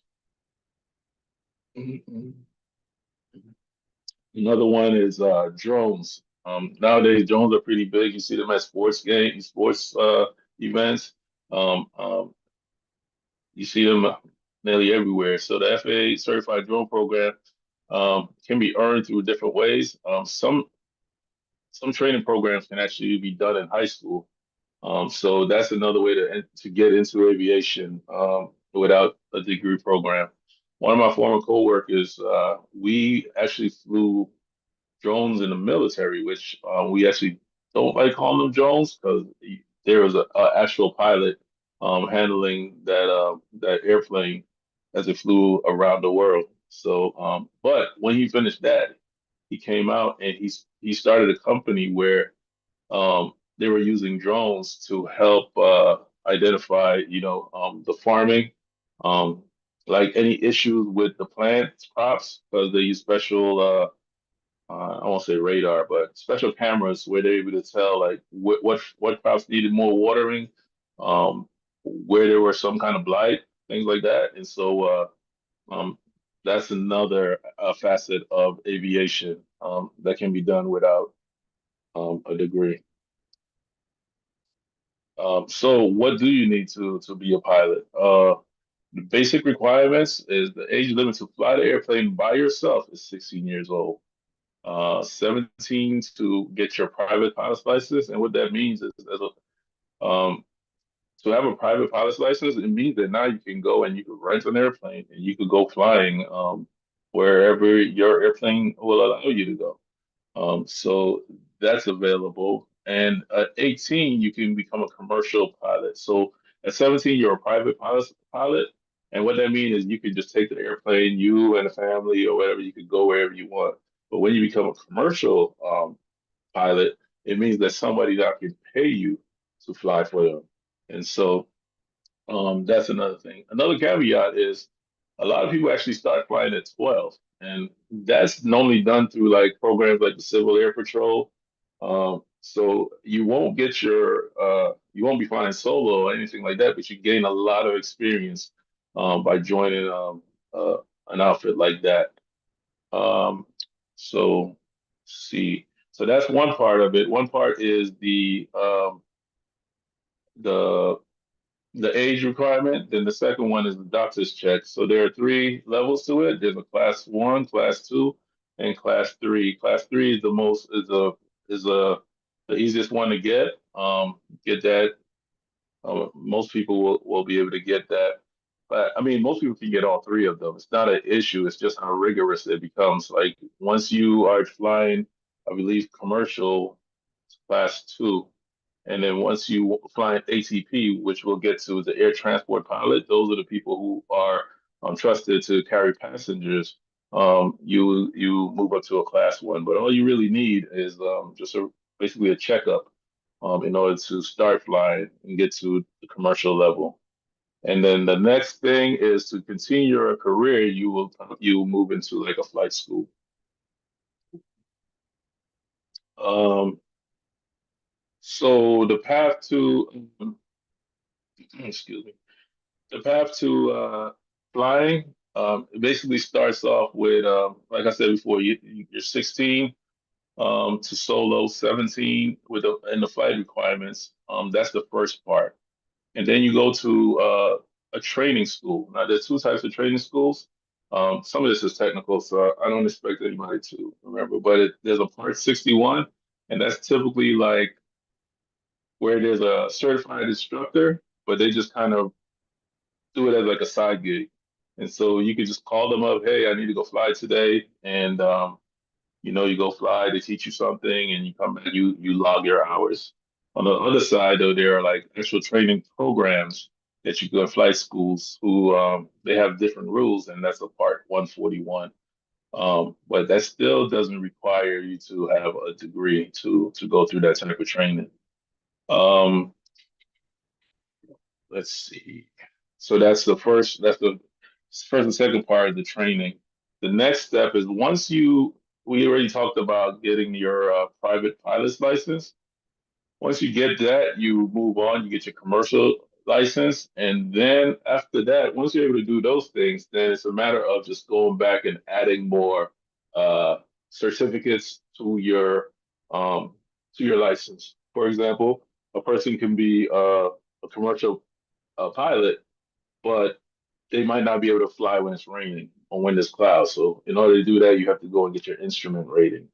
And an instrument rating means that someone has come and trained you on flying without looking outside. You have to use the instruments in order to fly. So it's just a matter you add a lot of those things.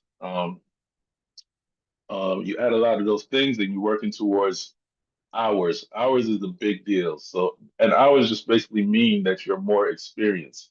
So a person like myself with, I don't know if I showed you guys, but I have over 3,000 hours of flying and flying in big jets. So I'm considered to be highly experienced because of the airplanes that I flew, versus somebody who shows up with 250 hours. Well, you know that that person is fairly new, and um, uh, that person hasn't had the type of experience that I've had. So basically, once you have your license, the next step is basically going and building hours. And that's where I talked a little bit earlier about being like an instructor. As an instructor, so you have everything you kind of need, but now you still need to show you've had that experience.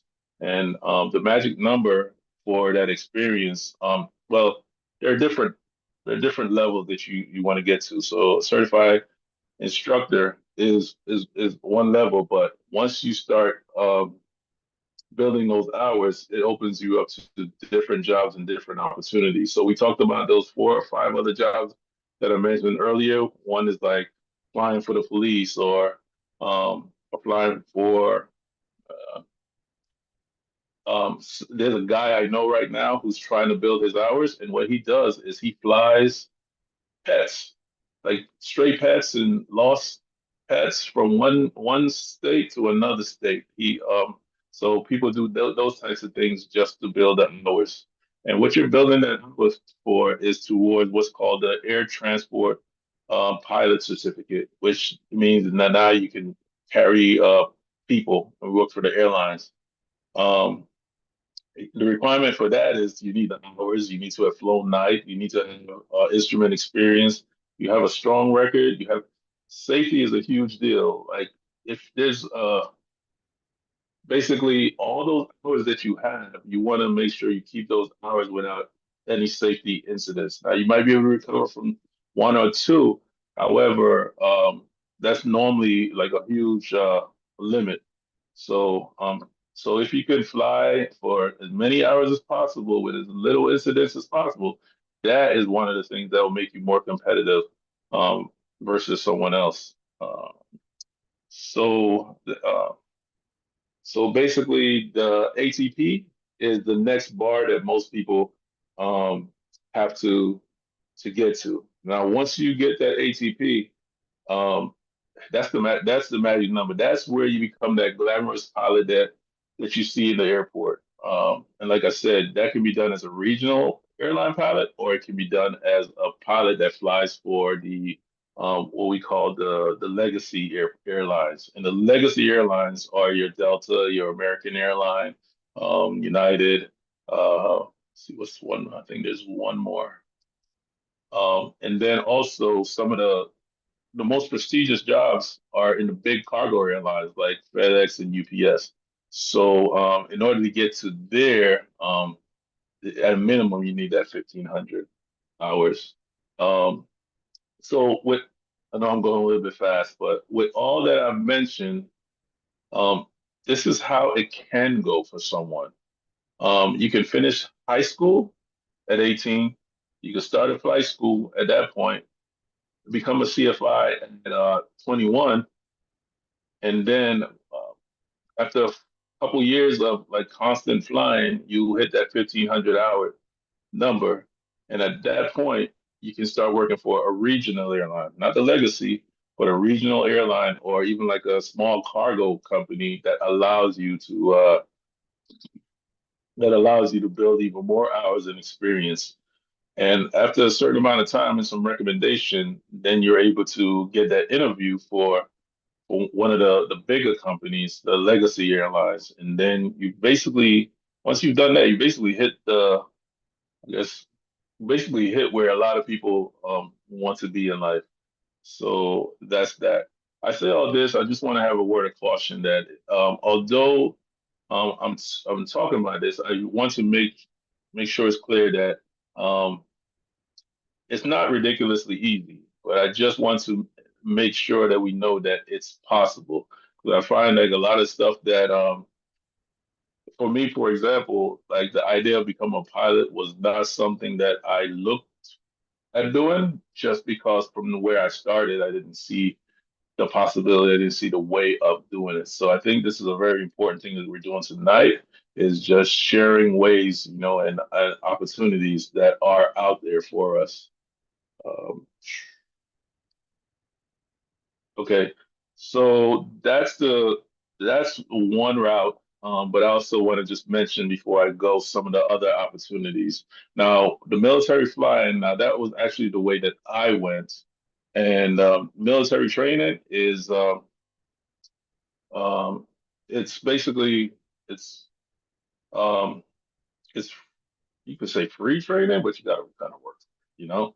And and one thing I would say is that's the way I went, and I needed a degree for that. But the Army, most of the branches actually you do need a degree for it, except for the Army, they have what's called a warrant officer pilot program, where that only requires a high school diploma. However, the caveat is a degree can be helpful in a competitive process. Um,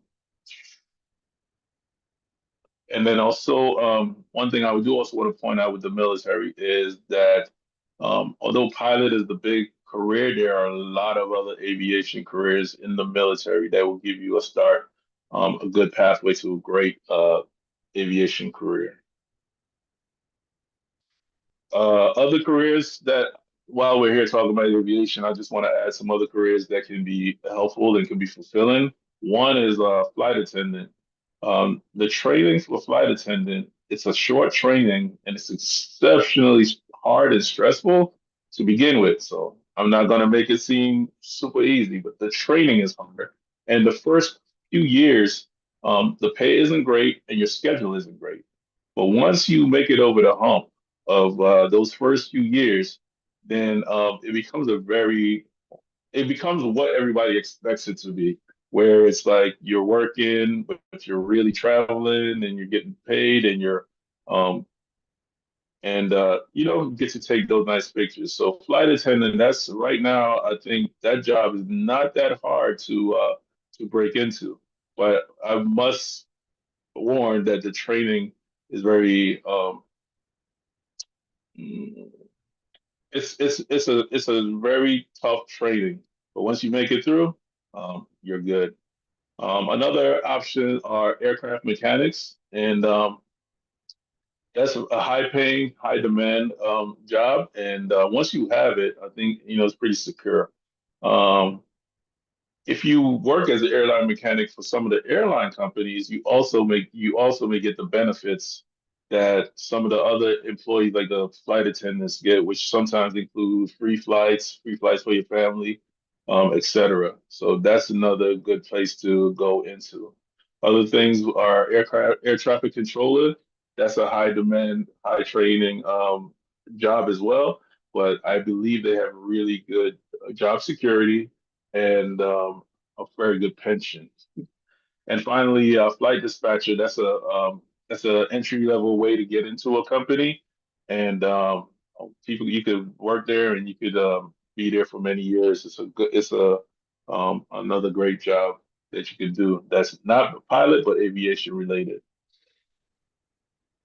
Um, and with that being said, I believe that's my presentation. I hope it has been helpful to someone, and Okay. I thank you guys for your time. Okay. It's been a very wonderful presentation. Thank you so much. Mr. Short, Now, why not Thank you. see it? would you, Rosie G, thank you. Mr. Short, thank you very much for that excellent presentation. I know many questions came in concerning licensing and training. So if you would please check your chat. One Thank participant, you. I'll try. yes, question. Awesome. I'll try to respond. Thank you so very much. And if we have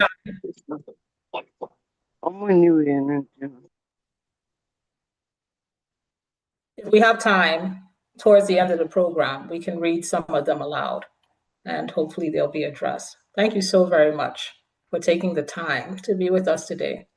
And we hope that it sparked more than one person's interest to go into aviation. Such an interesting career. God bless you. Thank you. Thank you. We have one more talk. This is the fifth talk, a packed program this evening. It's the title of the talk is Entrepreneurship in Non-Formal Fields. And the talk will be given by Mr. Ni Eje Ajite. And I'll read a bit of his bio. One moment, please. So Mr. Ni Eje Ajite is a retired Army veteran.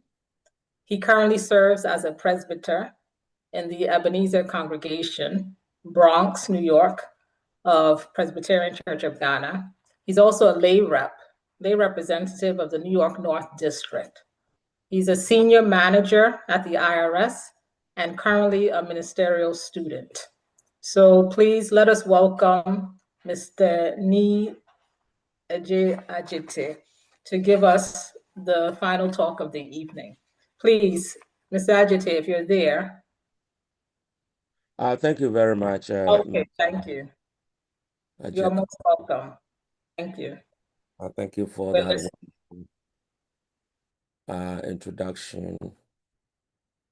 Folks, may the peace of the Lord be with you all. It is my pleasure to be part of this wonderful team to speak with you this evening. And one thing that we have all learned this evening is that having degrees is a good thing, but it's also different areas that we can all venture into that we can make a very decent living.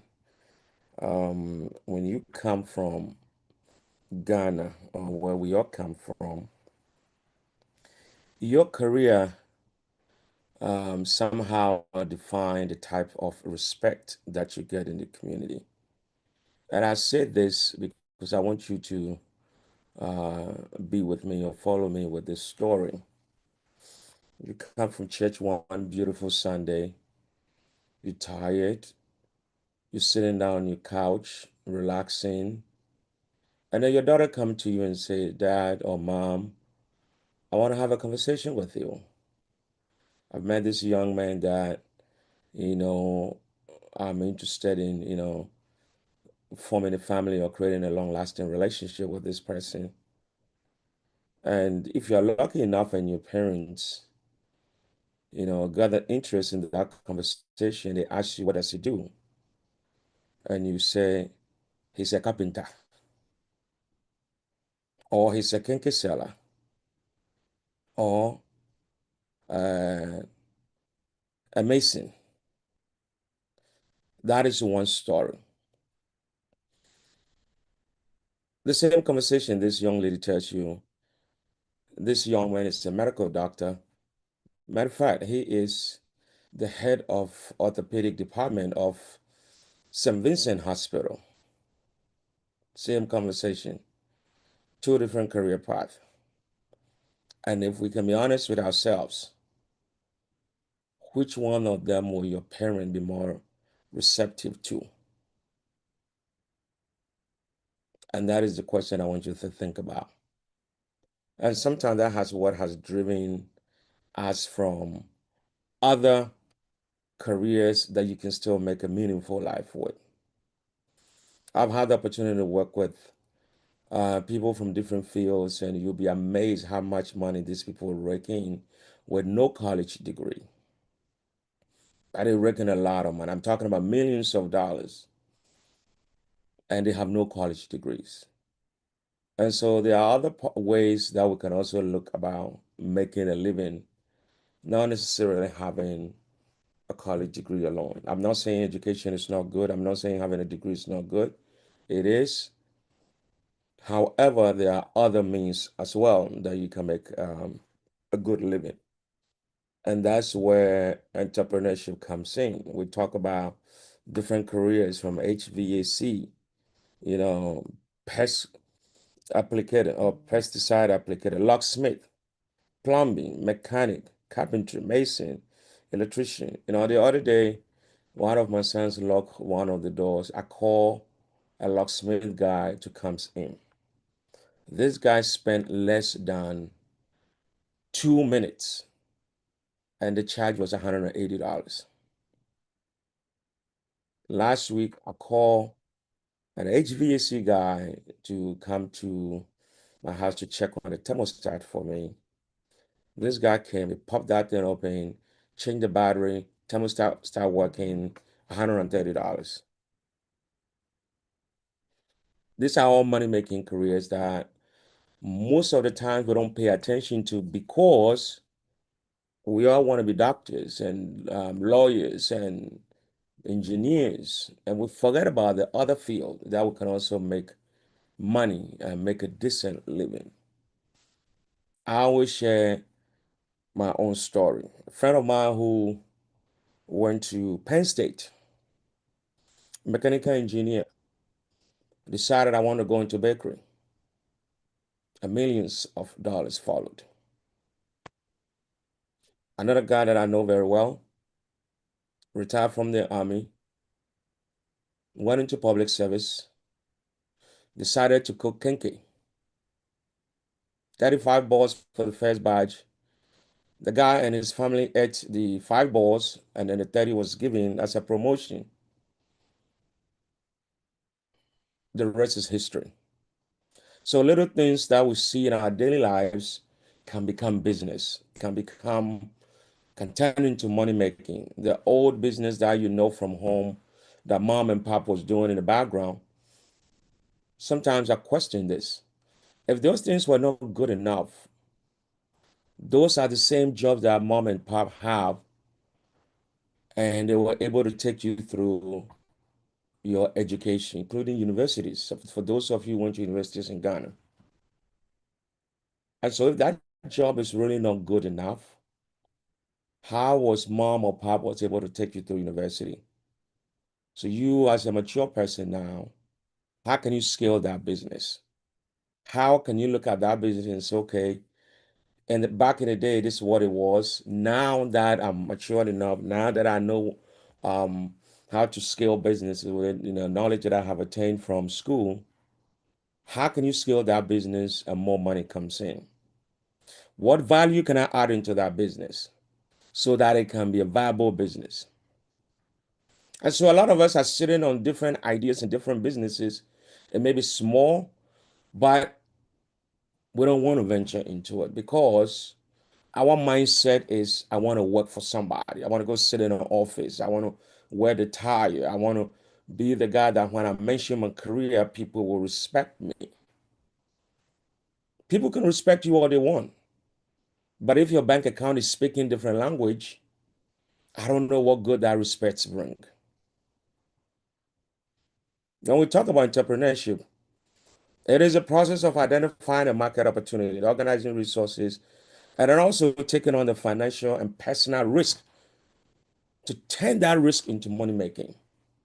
And there's a lot of businesses around us because people will always have needs, and that needs have to be met. That needs have to be satisfied. And that's where you come in. When you have this certification that we're talking about, whether it's a cybersecurity, whether it's a HVAC, whether it's a locksmith plumbing, how do you now turn that thing into a business that will bring money to you and you can make a life with it?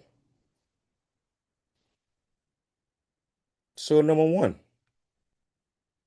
you have to be able to register that business. Most business registrations are in the Secretary of State in the state where you are in. Some people will pay other companies to register for them. Whichever direction you choose to go, it comes with you registering your business. After registering with the Secretary of State, then you secure an EIN number from Internal Revenue Service. Those two information usually is what you need to open a business bank account. And I mentioned business bank account because when you are into business, you have to have a separate bank account for your business. There's something called commingling, which is illegal, mingling your personal and your business funds. When IRS pull you for audit and something like that is going on, it's not going to end too well. And so you want to have your own business, you have to have a separate business account. Now, in registering your business, you want to decide which entity you want to be. And so you have HVAC license. You don't want to work for somebody, you want to work for yourself. And by working for yourself, you have to choose the type of entity you want to register. Do you want to be a sole proprietor? Or do you want to register as a corporation? Or do you want to be a limited liability company?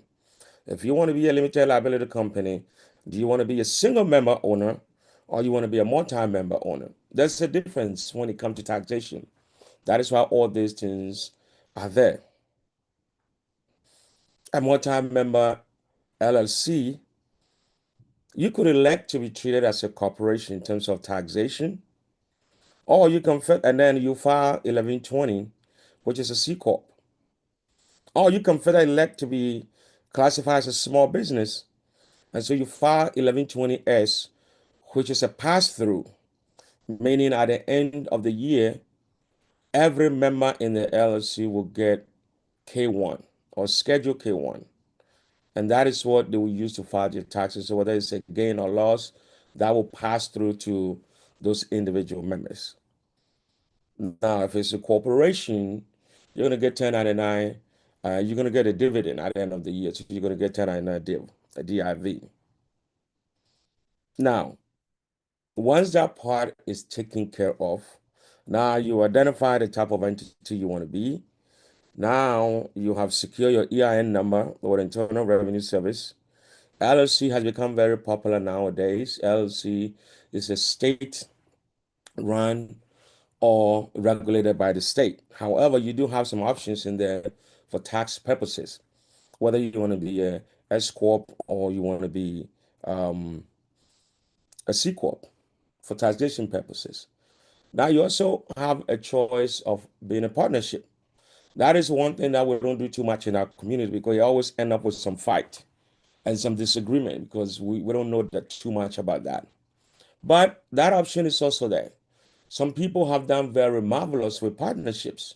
Your ideas, your resource, we put it together, and then we become a partner. If you want to have a full-blown service.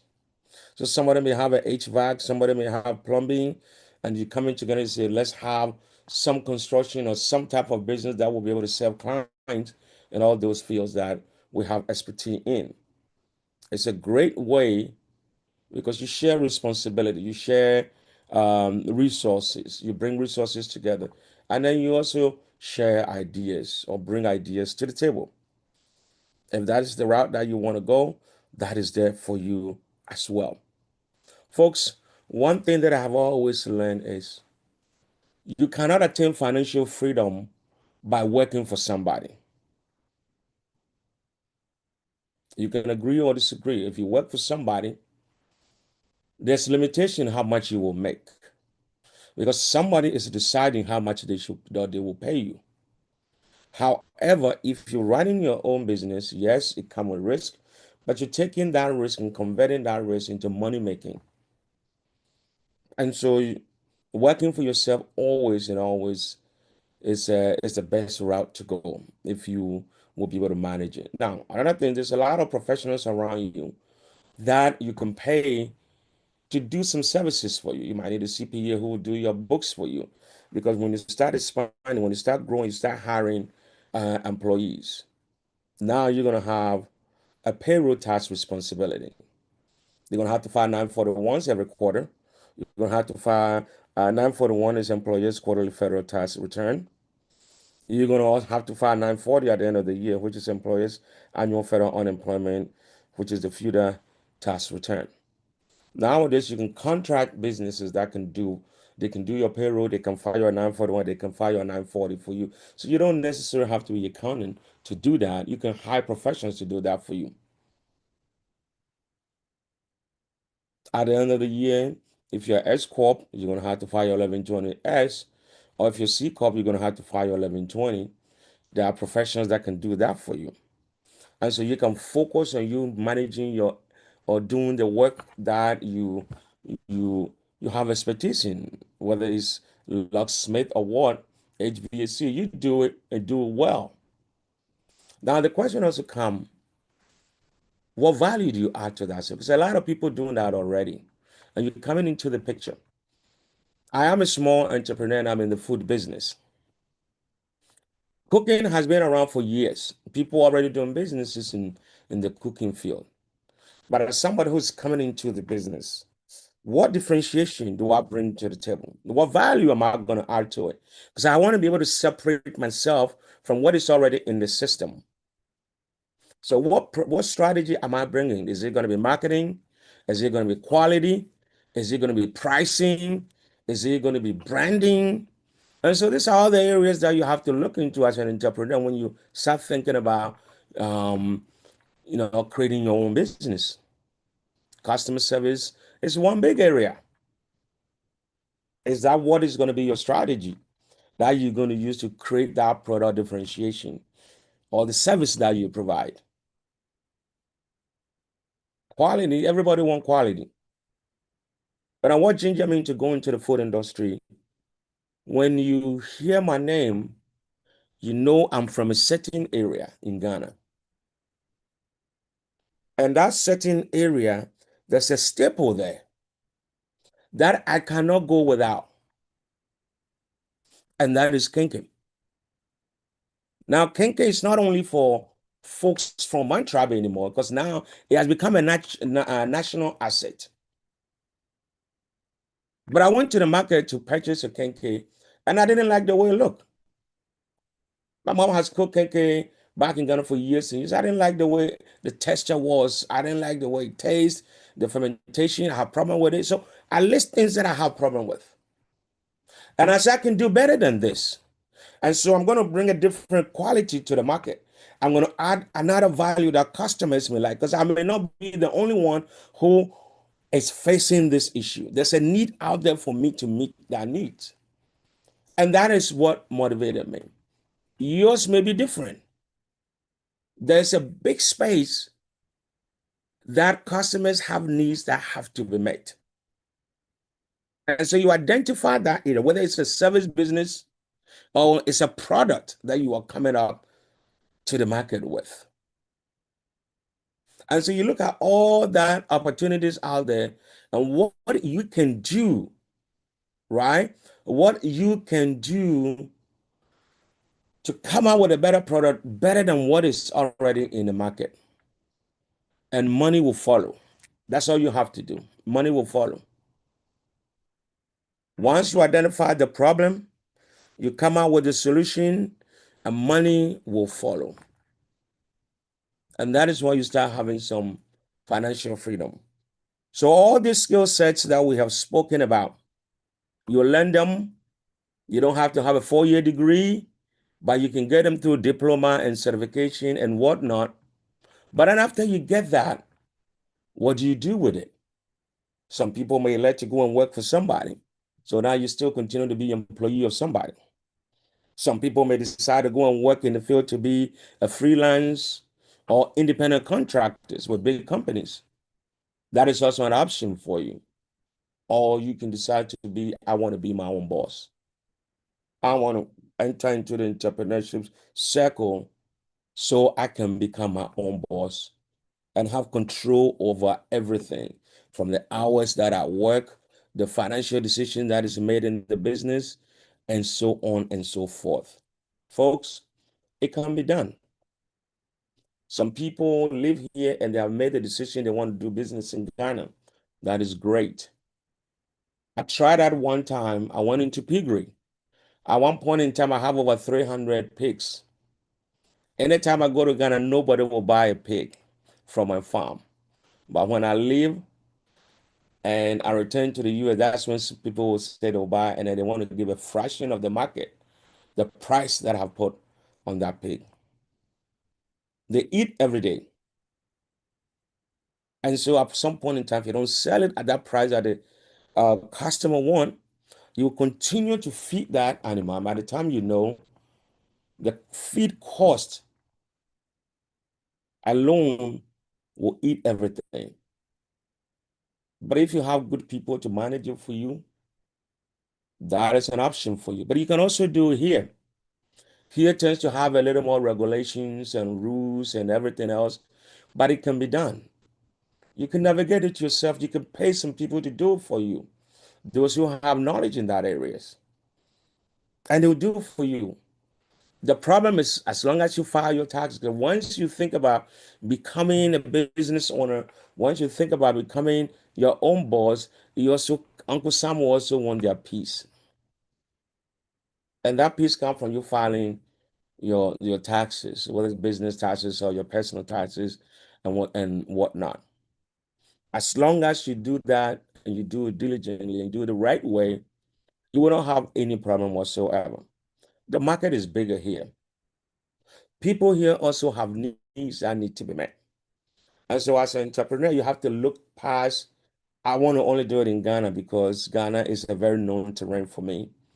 You can do the same thing here. It's a matter of you taking the time, talk to people who know more about the area or the business aspect of your certification area. Or you may be a good in plumbing, but you may not be a good person from formation of business and knowing the type of entity and running your taxes and even how to market yourself. And our sister that talk about the IT and the AI, now it's even quicker and easier to reach out to more customer base through the help of AI and IT. There are people out there like yourself and that you can reach out to them, that it can set you up, and by the time you're reaching out to a broad-based market than you could do on your own, because that is not your area of expertise. Sometimes we don't like consulting too much if you are from where I am from, because in our mindset, this one's wins at the end, then I have to pay for it. But you are not the expert in that. When somebody spends time to talk to you about something, that is consulting. And so if you want to scale, you want to be able to consult with people who have a bit better idea of scaling that business. You may be good at that particular work that you are doing, but the business aspect of it and how to scale it to be more profitable, you don't have that skills. A lot of the time we want to be jack of all trade, master of none. And so there are experts around you, but you don't want to spend the money. An old Akan verbiage say you did numb and you numb. You take fish to draw fish from the rivers or the seas or the waters in general. And so do not look at what other people can do for you to scale your business as it's nothing. In your world, it's nothing. In their world, they're doing some work as well. Because you cannot do it by yourself. If you can, you will be that small, tiny business that nobody know in that corner. But once you bring experts on board, they will be able to help you to scale that business. So no matter areas that you choose to go, not necessarily the medical field or your engineering areas and all that is good.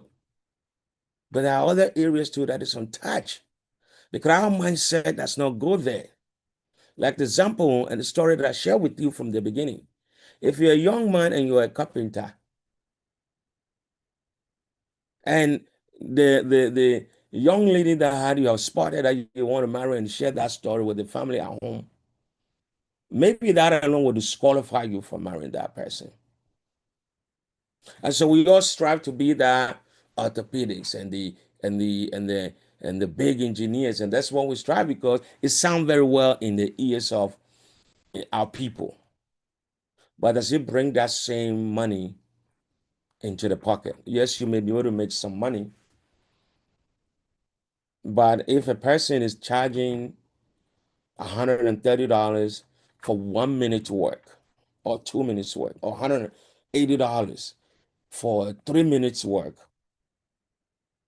let a medical doctor sit down and tell you how much they make, bring it down by hourly, and bring it down by minutes, and see who's making more money. You'll be amazed that that locksmith probably is making more money than the doctor per minute base or per minute basis.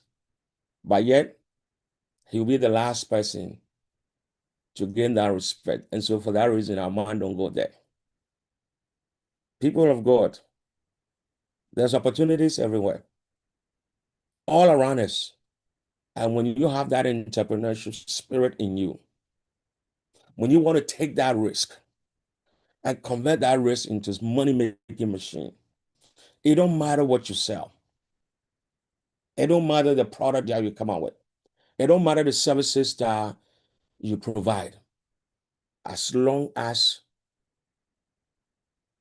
you come out with some differentiation of what is already in the market. As long as you're able to go the extra mile and add some value to it, money will follow. I always say, Christofonso, yeah. Christians, if we also make money, it is good.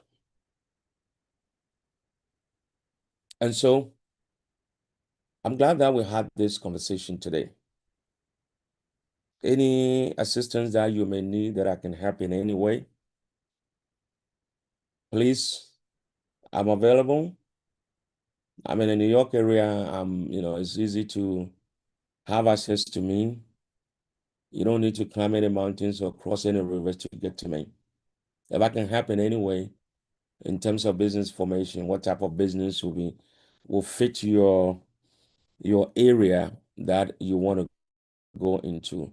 Taxation questions. A lot of time when we meet in public forums like this, everything becomes so generalized. But you might have a specific situation that need a specific answers to that. I'm available. You can reach me through the organizers of this program. And any little help that I can help to help our brothers and sisters so we can also be business owners here in this country, I'll do that. One thing that always amazes me is look at these Indians and the Chinese. They don't speak English that well. We come here, speaking English already. But yet, how many Chinese or Indian co-workers do you have? This is a test for you. Don't have to answer this. But how many of them own all the businesses? Right now, I try to purchase Dunkin' Donuts franchise in New York. You cannot get it. All has been taken by the Indians. Folks, we have been working for people for so long. And let us also expand past African market because it's too old now. There are other areas that we can venture into. SBA is there. You can have classes about entrepreneurship, access to different types of loans, depending on what you are doing. Your credit history matters. If you want to be an entrepreneur, one thing that you have to do is build your credit.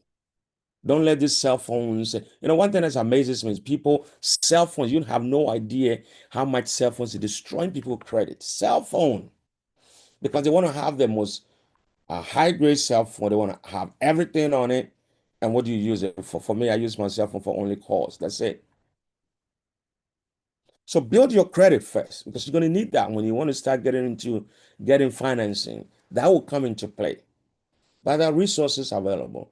Every state have their own version of it. These things are there to support you, to help you, whether it's education, whether it's some classes of, how to run a business, how to set up a business. And by God's grace too, the Presby, we are not small like that too. We have a lot of expertise in our midst. You just have to find them. and reach out to them. And so I will stop here and I'll yield the floor back to our sister Ajua Ajekum.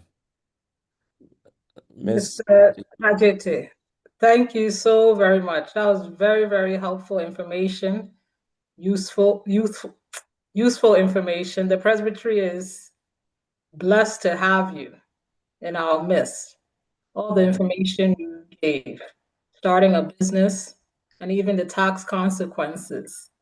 So God bless you, and I'm sure people will reach out. Thank you so very much for that information. Are you the one with the Kincaid business? Yes, I am. Told earlier? Okay. Very nice. Very nice. So an accountant, a business owner. Wonderful. Thank you. We have a question and answer period now. And as we were moving along, I saw, thank you all for doing this. You put your questions in the chat, and many of them have already been answered by the speakers. And so even some recent ones from Mr. Short, questions for Mr. Short were addressed concerning the aviation. If anyone has questions, time is far spent. But if anyone has questions, perhaps maybe you can raise a hand. I know some of you reached out to the speakers personally to get their contact information to ask your private questions. So thank you to the speakers for extending yourselves. If at this time anyone has questions that may have not already been addressed in the chat, please kindly raise your hand or quickly put it in the chat. I can, okay, Dr. Kwame Adujemfi, you have your hand raised. Please, okay, you're unmuted. Ask your question. Thank you, Madam Chair. I think my question had to do, again, thanks to all the speakers, wonderful session. But the area of intrigue to me was on the aviation side. I know he talked about the various classes, class A, B, and C, or class 1, 2, and 3.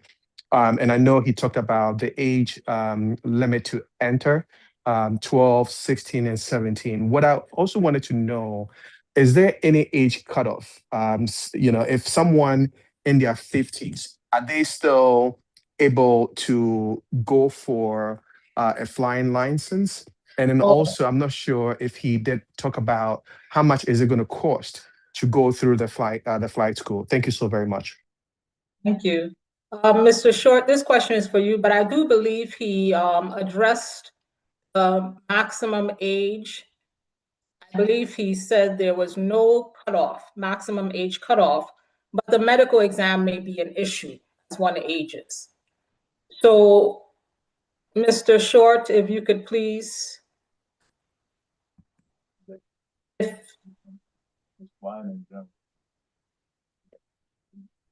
Oh, we can't hear you. Mr. Short, if you could please increase your microphone level.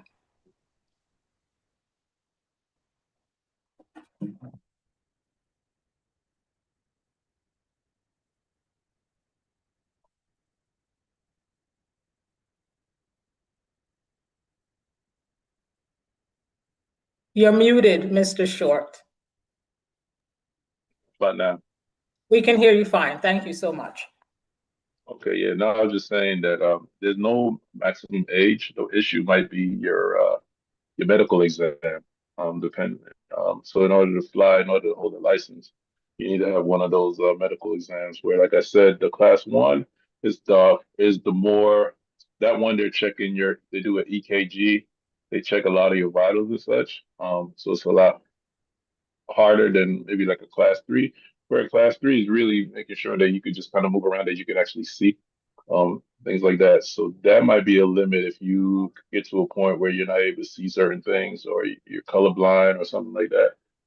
That could be the limit, but it's not really an age limit. Now, when we're talking commercial flying, though, there is an age limit. I can't remember exactly what the number was. If you want to be an airline transport pilot, there is a limit to where they were forced you to retire. I can't remember if it was.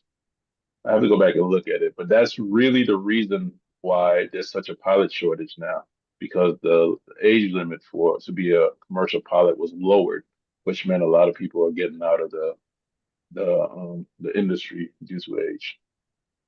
And the cost, I think I said somewhere around like $12,000 to just to get your private pilot's license. So that is something that kind of keeps a lot of us out of it. But there are ways around it. Like I think someone mentioned earlier, though, sometimes you have to unite to make it cheaper. For example, like one of the most biggest expenses actually renting the airplane. Every time you rent the airplane to get like an hour might cost 100 and let's call it $120, you know? And then you have to also get the instructor. So the instructor might cost about $80 to fly. So that is what makes it a lot harder if you don't know someone. And but there are ways to make it cheaper. For example, the airplane, some airplanes I didn't know cost as little as like a minivan. Like the airplane, the Cessna 152, for example, can be bought for around $40,000. So sometimes if someone's trying to learn, it might be cheaper to buy the airplane, use it to learn, and then sell it when you're done. So there's different ways of doing that. There's flight simulators that you can do a lot of learning on, and then get on the plane instead of like having to learn on the plane. Every time you're in there, you're spending an hour. And an hour could be $120. So I hope I answered both questions. Thank you, Mr. Short. Dr. Adujamfi, is that he also wrote something in the chat for you in response to your questions as well. So thank you so very much. Thank you very much. Does anyone else have a question? Otherwise, we'll move on, please. Okay, thank you. So we'll call on Ms. Deborah Gappo. She's a member of the Education Committee of the Presbytery, to give the vote of thanks, please. All our wonderful speakers and all the participants here. Yes, thank you so much. So on behalf of the Department of Education, we're so grateful first and foremost to God for a day and time such as this to be able to put the symposium together. It's only by His grace and guidance that we were able to have this program come on and be successful. We also want to thank the Presbytery leadership for working with us to help put this on when we proposed that we wanted to do this, helping us find a date and time that would work. Thank you so much for all your encouragement of all our ideas. And we really appreciate your support in helping us put programs like this on year after year. We want to say a big, big, big thank you to all of our speakers. We absolutely could not have done this without you. We reached out and you were so gracious with your time, your energy, your expertise. We're very lucky to have been able to hear from each and every one of you. May God richly bless you for all the time that you have spent with us, all the energy that you've put into your presentations, your talks. Thank you so, so much. I know that it was a blessing to hear from each and every one of you. And last but not least, to all of our participants, thank you so much for spending your evening with us. I know we've been on for a couple of hours, but thank you so much for being part of this program. It's what makes this successful. We hope that it's been enlightening, enriching, inspiring, and I hope that you will not just take this information for yourself, but share it to others that you think might benefit from it as well. So on behalf of the Department of Education, a very big thank you to everyone involved today. Thank you. Thank you, Sister Deborah. God bless you. We'll call now on the Presbytery chairperson. Once again, our able chairperson, to give the closing remarks. Thank you. Thank you, my dear Sister Adjoa. Thank you very much. Thank you. Thank you. Once again, we thank God so much for how far He's brought us. I believe that those of us who listen with rapt attention can say that, yes, indeed, we have been educated. There's a saying that says that the way to the top is from the bottom. So yes, we all want to get to the top, but we have to start from the bottom. And we want to thank God for the information shared, the knowledge gained, and we trust and believe that it will go a long way to help our members, those who are seeking opportunities. As far as job is concerned, you now know where to start from and where to end. It's not too late to start. It's not too late to start. If you are contemplating starting something, don't let age be a factor. Don't let your educational level be a factor. Begin to do something, and I believe and trust that if you all get involved, one day we all come and sit on this line and begin to share great testimonies to the glory of God. May the Lord bless us all. Amen. Amen. Thank you, Presbytery Chairperson. It looks like Reverend Obriyeboa, before the announcements, did you? Well, Chairperson has spoken, so Okay. that should end it. Yeah, thank you. I'll call now on the Presbytery Clerk to give the announcements, please. Reverend Dr. R.K. Awuku Jampo, Royal Papa. That was a beautiful presentation. I made my own notes. So beautiful. There are some of the presentations that, for some reason, from the beginning of June, I've been working on that. So hearing them has become a kind of catalyst to the entire presentation. We want to say thank you so. The angle to which each of them came from is a novelty. So beautiful. So beautiful, so beautiful. And I pray that the Almighty God will continue to bless such minds. Just imagine the kind of personalities we have in our midst. That is beautiful. And it's all about making money, you know? You work for somebody, you're not going to get money. If the money, the cash, the l'argent, right, resides in you. It's in you. Okay, we cannot live by paycheck. If you want to live by paycheck, you go monthly, they pay you. You can't be rich. But if you want to be rich, the skill that you have, begin to put that skill into planning. And when you plan, go for execution. No matter how small it is, no matter how you think that you are just behind, just start from where you are and then create the niche. Become different from others. Don't follow the masses. No. No. Close your eyes, close your ears, and do that little thing in a special way.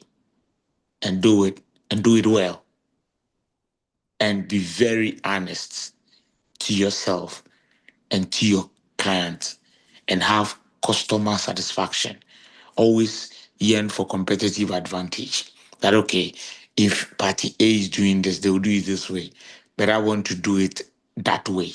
And that way will satisfy my customer. That will make them always willing to come back to me again. And if we do this, these minds that we have had tonight, oh my God, you made my year. You made my year because listening to you, you have not only given us words, but you have given us kingdoms that words can speak, but portfolio brings the evidence. You can become an RN, but if you are not RN today, what are you today? Become that cleaner and clean very well at the hospital. And because you clean very well, they'll give you a desk to sit behind. Welcome people very well. And your smile will put you on top of issues today. You want to fly, you don't have a certificate. Begin to move to the airport. carry people's luggage and carry it very well, and tell people how beautiful their work is. And tomorrow, you begin to be issuing tickets. And from that ticket, you begin to go to the next level. And that one thing that kills us is that we are not truthful sometimes over the little that is given us. And so we want to become rich today. And that is where we lack most of those things. That is the announcement that I'm giving to you. That let us be truthful with the little that we have. Let us do it as if nobody else is watching us, and do it as if everyone else is watching you, and do it as if no one will pay you. Once again, do it as if somebody is paying you. And once you do that, tomorrow you will stand out. Certificates are good, but certificates don't give money until we are able to give the best that is within us. And once you give that best that is within us, it will become great. How many books have you written? You have a lot of things in your head. Begin to put them together in that small pamphlet. Tomorrow, add other leaves. Another day, add other leaves. Sell it $20, $30, $40. Your own story. As you sit, you have a story on your own. You have a story. Write your story. Put them together. Print them out. Tomorrow, you go to series 2. You preach. You teach. Put them together. Tomorrow, you go to series 3, series 4. You are getting something today. When you get money today, don't eat all. Don't put all into one account. Get different accounts. Be financially disciplined, and tomorrow you'll be rich. My name is RK Ahukujampo. God bless you. On behalf of the presbytery, we say, may the Lord bless you. Thank you. Amen. God bless you too, Royal Papa. Thank you very much. The Reverend Dr. Michael Obriyeboa, as part of the announcements, he wanted to say a bit about the sponsor for this program, Susubribi Learning Center. Go ahead, Reverend. Thank you, Sister Adra. I think that it's been a wonderful journey. Whatever we do here, all these are things we put to work. And since last year, we have been envisioning how we can, set up schools. And through that initiative, today, Susubribi has been birthed.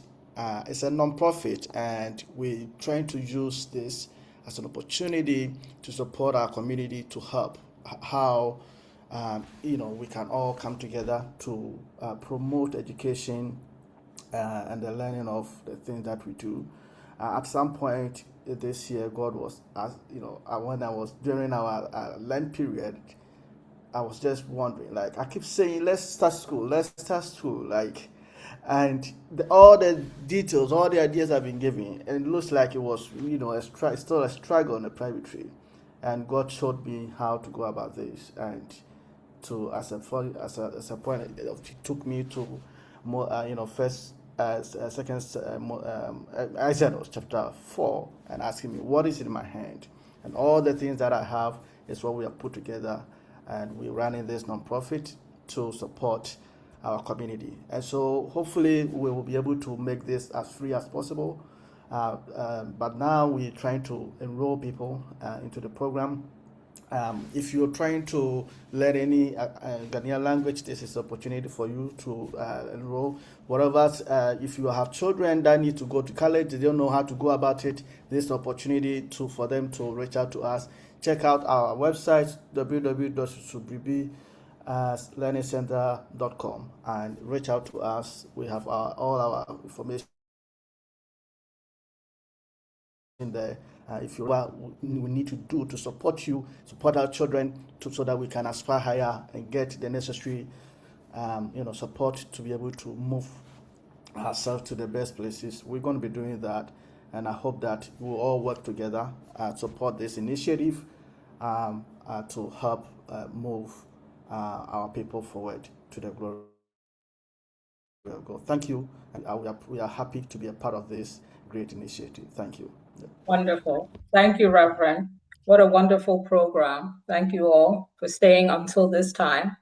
I'll call once again on the Presbytery chairperson, Reverend Christian Apinting, to give us the closing prayer and benediction. Thank you, my sister. Before we pray, let me thank Susu Bribi for what they are doing. And we want to thank you for sponsoring this program also financially. God bless you. Director for Susu Bribi, thank you very much, my dear brother. Thank you very much. Thank you. Please let us share a word of prayer. So, Lord, we thank you. We bless you in the name of Jesus for the opportunity given us to be before your throne and sat at your feet for you to use these wonderful people to enlighten us. We want to thank you for the knowledge you gave. We want to thank you for their lives. Lord, we pray in the name of Jesus that may this seed that they have sown, may you, God, water it for us and may you grow to become that big tree. We pray that, Lord, whoever listening, whoever is planning to do something, whoever listening to this lecture and is planning to do something, Lord, may you, God, may you cause them to be focused. We pray in the name of Jesus for Susubribi as they are trying to do something new to help the community. Lord, may this thing be a big thing. We want to thank you for everybody. We want to thank you for our presbytery. Lord, as we move on to make sure that your work is fully accomplished in this presbytery. We pray that you grant us your grace and your strength. As we are retiring to our various beds, Lord, may you continue to be with us. Lord, may you continue to reveal yourself to us. We want to thank you. We want to bless you in the name of Jesus. Now, I commit you into the gracious hand of the Most High God. May the peace of God that surpasses all understanding rest and abide with you now and forevermore. Amen. Amen. Amen. God bless you. God bless you. God bless you. Good night. Good night. God bless you. Good night. Thank you.